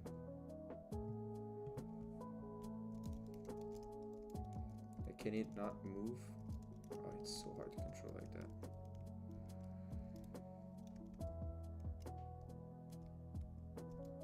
It doesn't move, like, at all. Because the current future velocity is... Oh, you know why?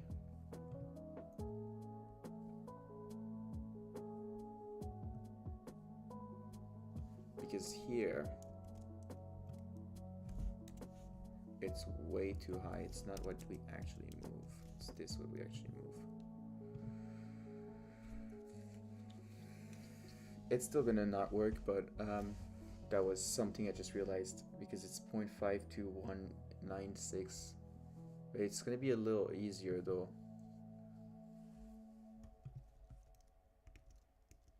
So like when you grab it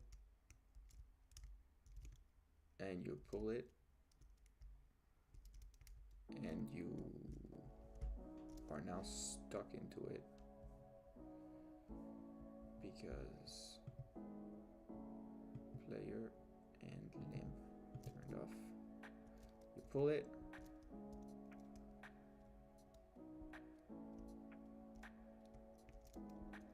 I don't understand the point of, yeah, so that's an issue, right?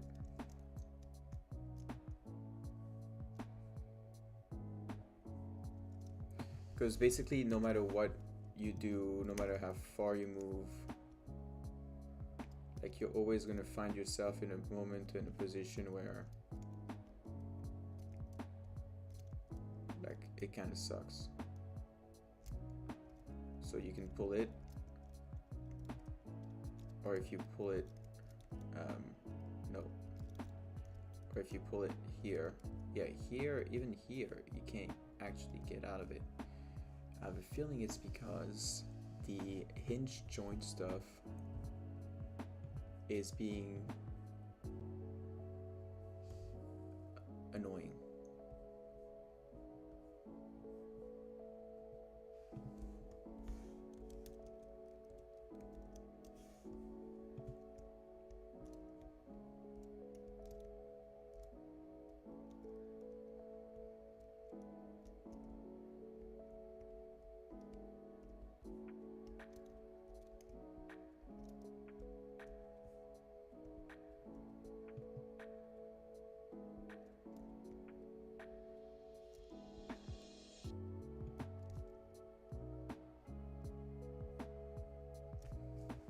Oh boy.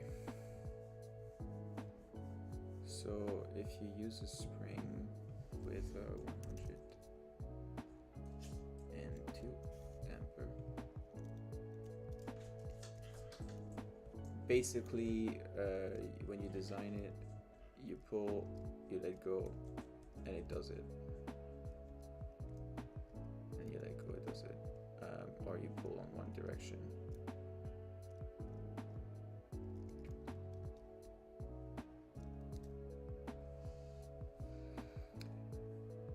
So yeah,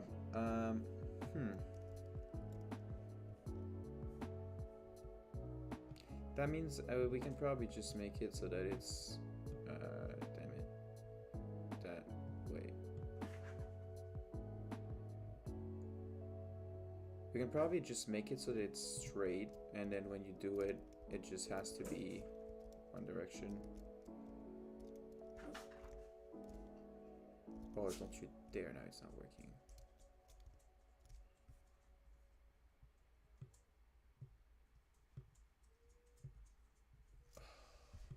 I hate this stuff.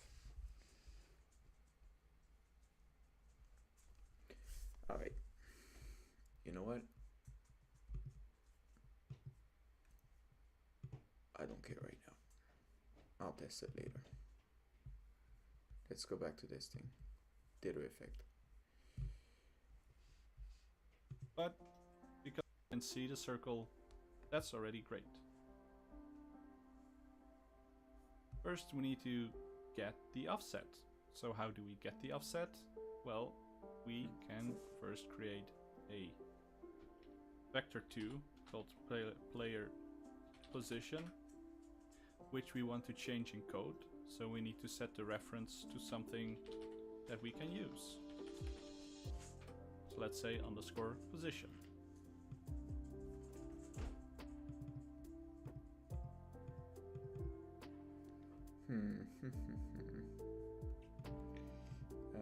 So we do a vector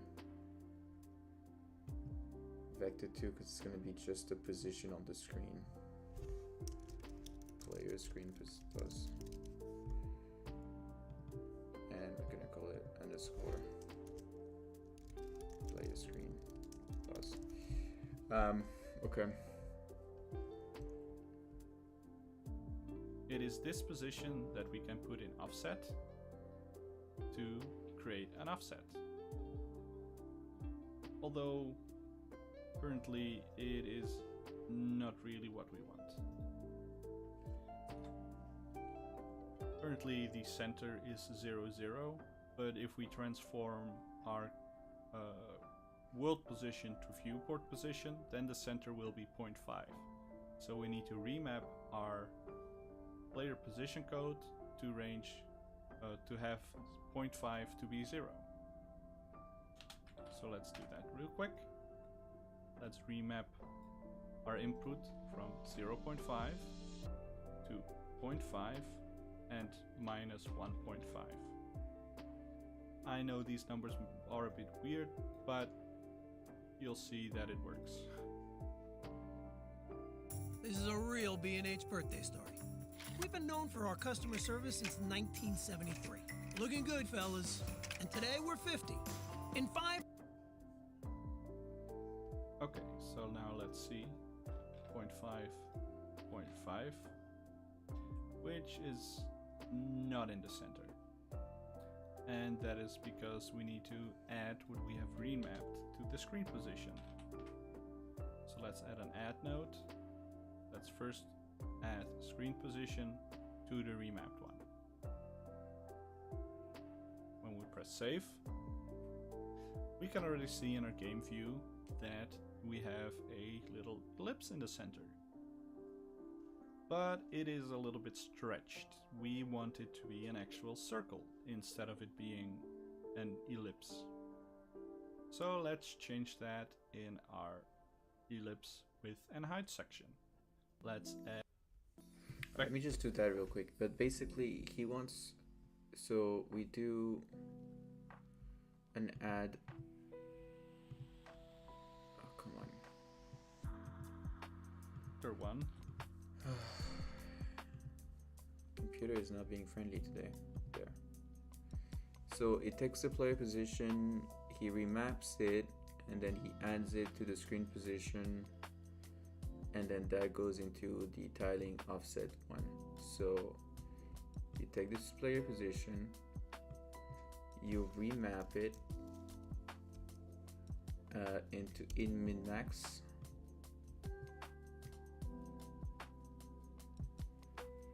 and then here we're also gonna do vector 2 called player screen camera offset, player screen offset, just for the sake of it, and then we're gonna call it underscore player screen underscore player screen offset. Then in here we're gonna make it to the outs. We're gonna add it to our screen position here. Then we're gonna add here. Right? That's what he did. Or am I crazy?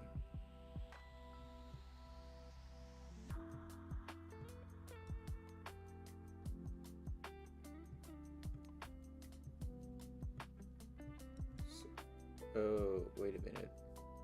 No, that's not. It's this goes in here, and this just goes to vector 2.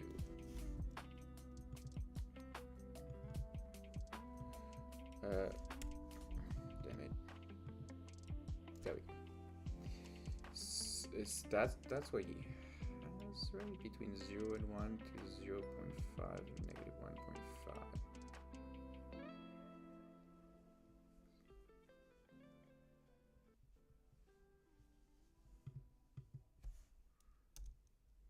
Zero to 1.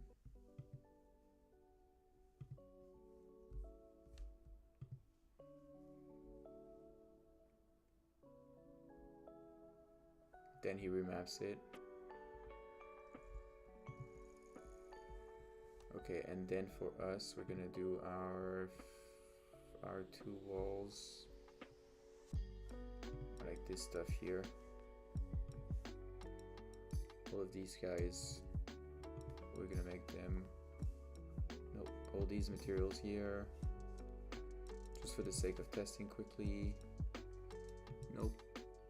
Let's just do the walls. Wall 0, wall 1 in the dither.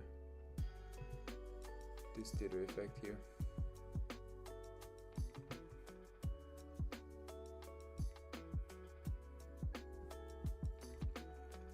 So that basically works like that.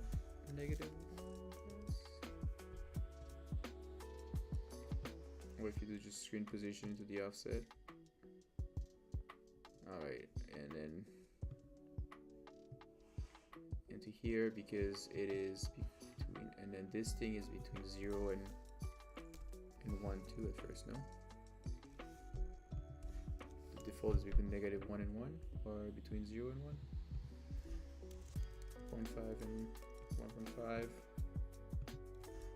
0 and 1, but that is off.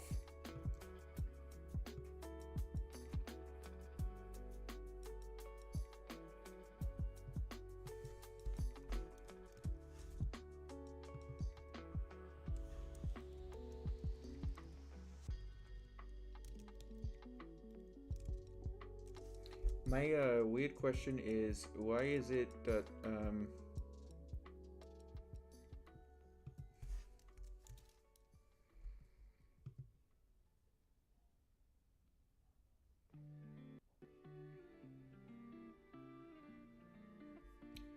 this circle thing here? Yeah, it is. Okay, there's something happening. But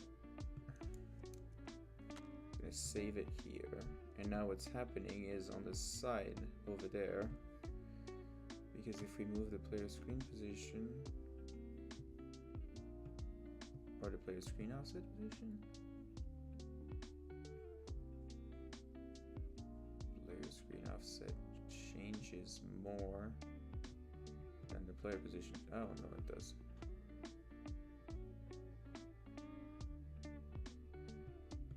Between 0 and 1. Let's go 0 0.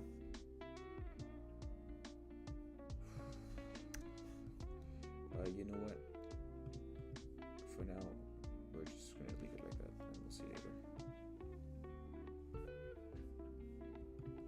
First, add screen position to the remapped one. When we press save, we can already see in our game view that we have a little ellipse in the center.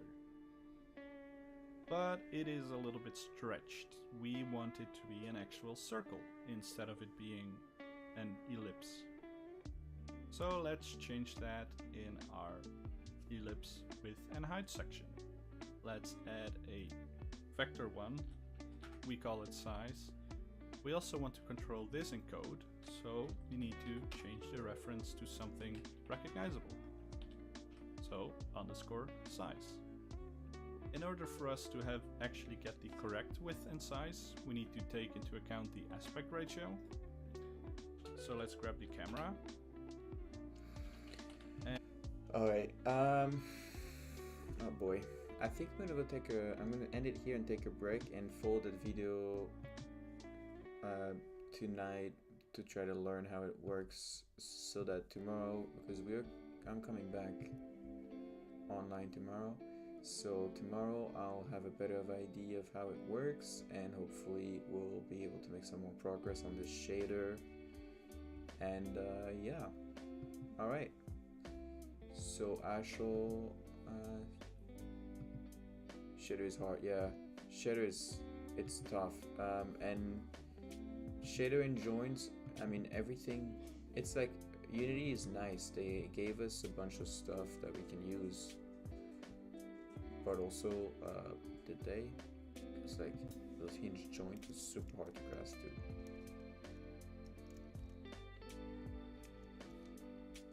Like first of all, this door, for example, what we really want is to add a frame to it, so that when you move the frame you don't have to move the anchor to do it at the same time. Which there is technically a trapdoor with a frame. Trapdoor. Which one is it?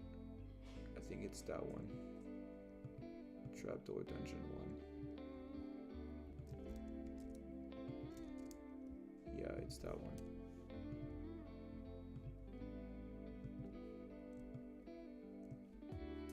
So like this can be 90° up. Goes 1 up.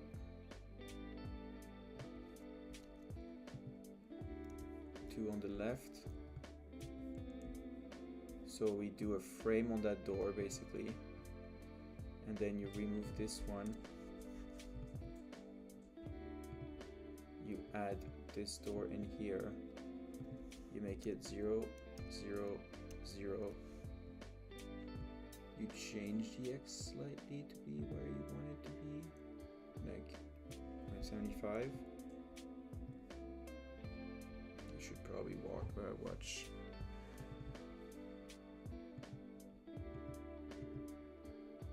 .75.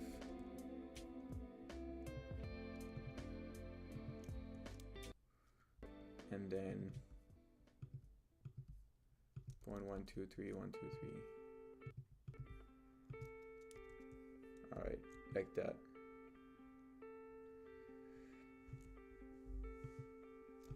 That way, after you have this, you can put a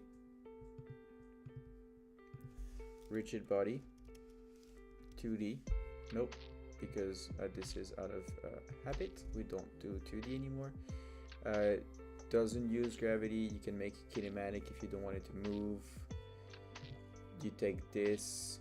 Actually, you know what? I'm not gonna make it kinematic. I'm just gonna freeze position and rotation. And then in here you connect the rigid body. You don't auto configure the anchor. You configure it yourself. Not be lazy. Negative 0.35 thickness. Yup. This should be 1. I think. Nope. It should be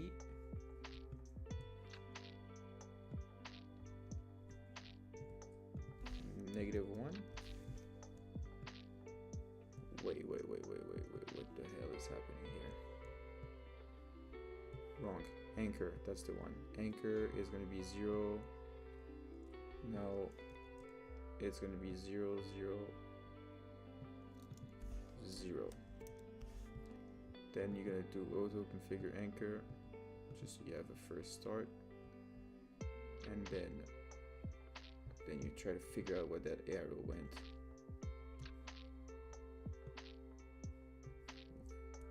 Am I blind? Where is that arrow?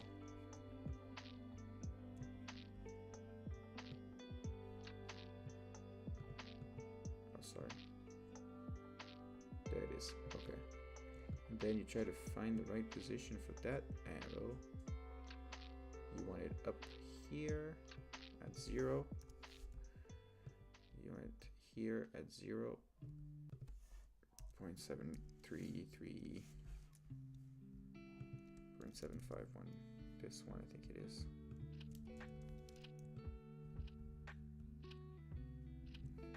Okay, and then the X, you want it here. 0.63. The Y is not at all this. The Y should be 0.12 or 0.12337. That. The X should be this. And I think that gives you a right-ish thing if you do angular limit. Yeah, okay.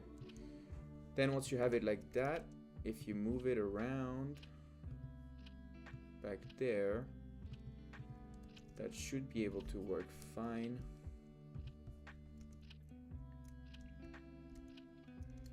Like, if I push it, oh come on, why is it sliding? Why is it slowly sliding out? That's because... That is because... Why?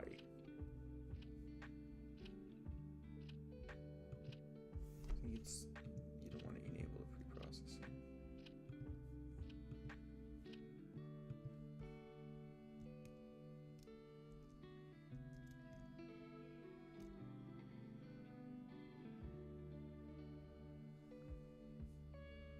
Why is that anchor so weird? Also, why is it totally clipping out of that door? There we go. One. The hinge joint.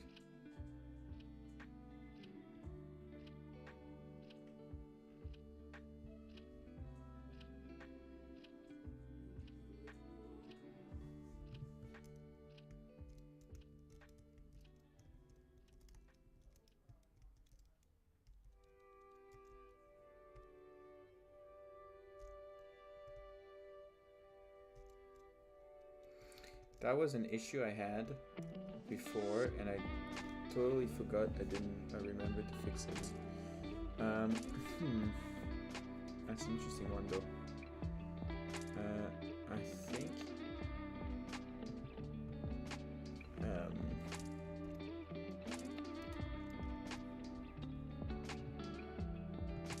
that door should be kinematic, and that door should be 10,000. It's a lot heavier to move.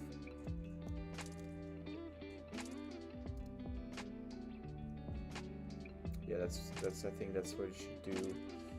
So this frame should just be a kinematic frame, and this thing should just be a heavy door that moves like that.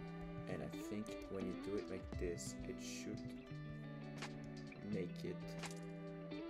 Alright, you can't run through the door, but if you open the door and pull it, alright, it pulls... Come on, it pulls correctly. Ish.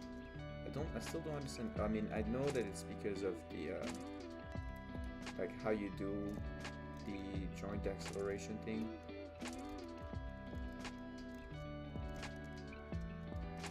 So at some point, I think when we have a better idea of like where we want to place doors and stuff, we'll want to make it so it's a little bit less, we'll want to fine tune it a little bit more. But for now,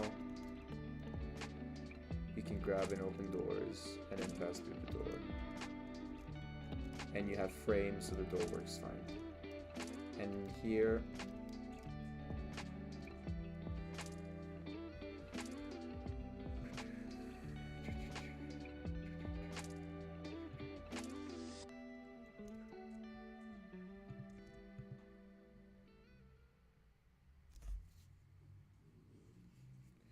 yeah, it's gonna be pretty much the same thing here, I think.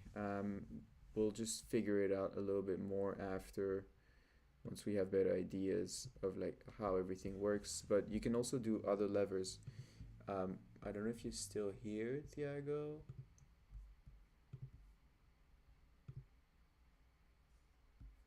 But if you are, great. Okay, so let's say you want to do another lever. Like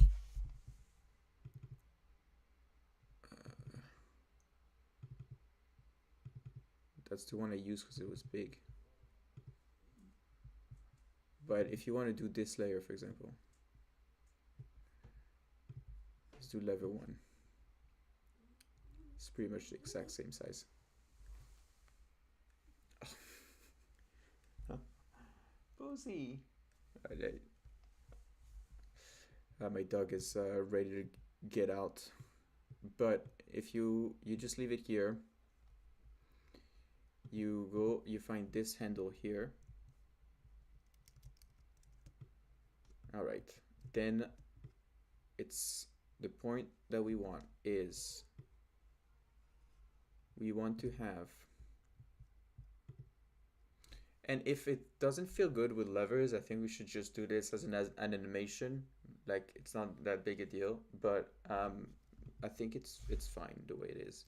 You want a grabbable joint on it. You want two holds.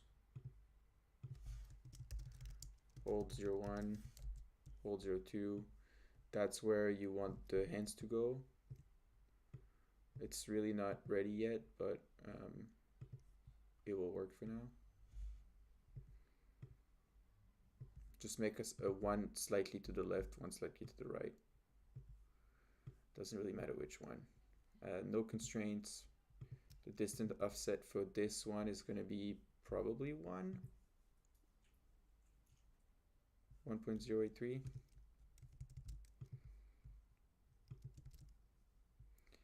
You want to make sure it has also a hinge joint. When you add the hinge joint, it's going to tell you to also add the rigid body. Make sure the limb and player for now is off so that we can test correctly.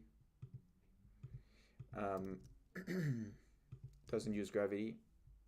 This thing also rigid body is kinematic. Enable preprocessing, disable collision. Otherwise, it's gonna not work great. You then in here you add the rigid body here, and then you have that arrow up there, and you're gonna make sure you use limits. Your limits are going to be like whatever angle this is, but on the opposite side, so it's gonna go like that usually. Then you want to find your anchor. Your anchor is going to be slightly up here.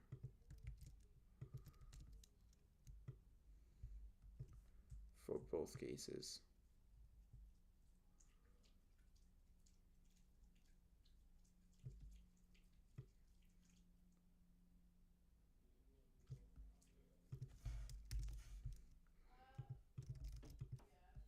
And that's usually it.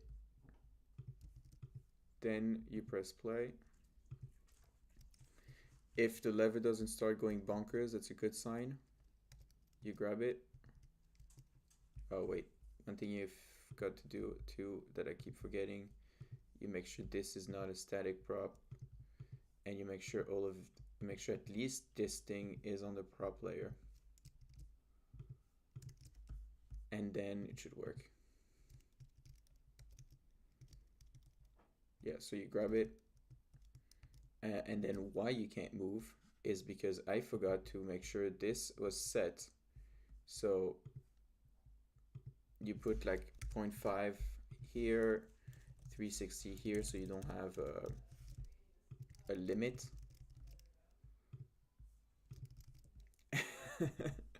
You won't, but I'm showing you kind of like what we can do, and then you can pull to the limit pretty much. But if it keeps going like this and being that annoying, I think we're just gonna make it so that it has one direction.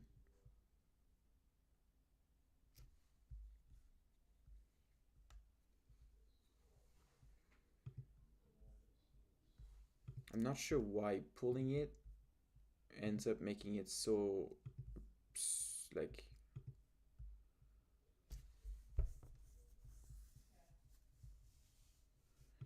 I don't have pre-processing enabled. If I don't have pre-processing enabled, in that case, I think it's gonna make that the lever can go all over the place. Yeah. Which is not what we want. So you want to keep, or you can keep collision, but then collisions is gonna make it go all totally nuts. No, you want to enable pre-processing.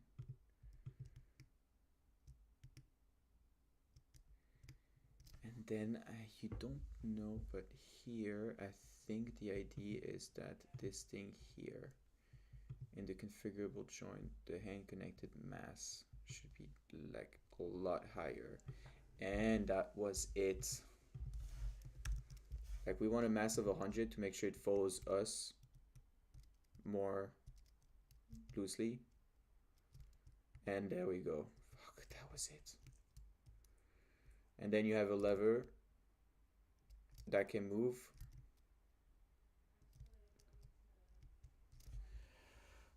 Hallelujah. And I think the door is also gonna feel better if you do that. Yeah, there you go. All right, so basically what you need to do is make sure, what I need to do is make sure that this thing here has a heavy connected mass scale, because in here, when we set on the grabbable joint, no, on the player, in the grab joint stuff here, connected anchor, connected body, this you want to this you want to keep. Linked objects. Okay, okay.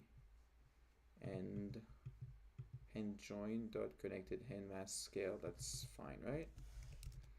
Connected mass. Yeah.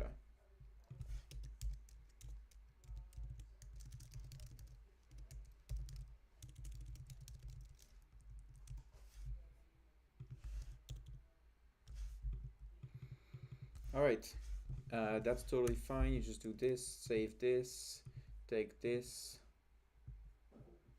and then take this, save this, and apply all. And all right, so we finally figured out what wasn't working, but basically now we have a lever that should move totally fine on both ends. One. And then on the other side, if I can move, oh, this guy doesn't like me, but this guy likes me. Pull it out, and you pull it back, and you pull it back, and you pull it back. All right. I'll have to figure out the velocity of some stuff, but that was a good start. And now we can start playing and building the scene. So cool, I'm gonna push this. Shader start plus levers and doors. And I'm gonna deactivate these two so that it doesn't explode and break your stuff. All right, shall see you all tomorrow. Have a good night.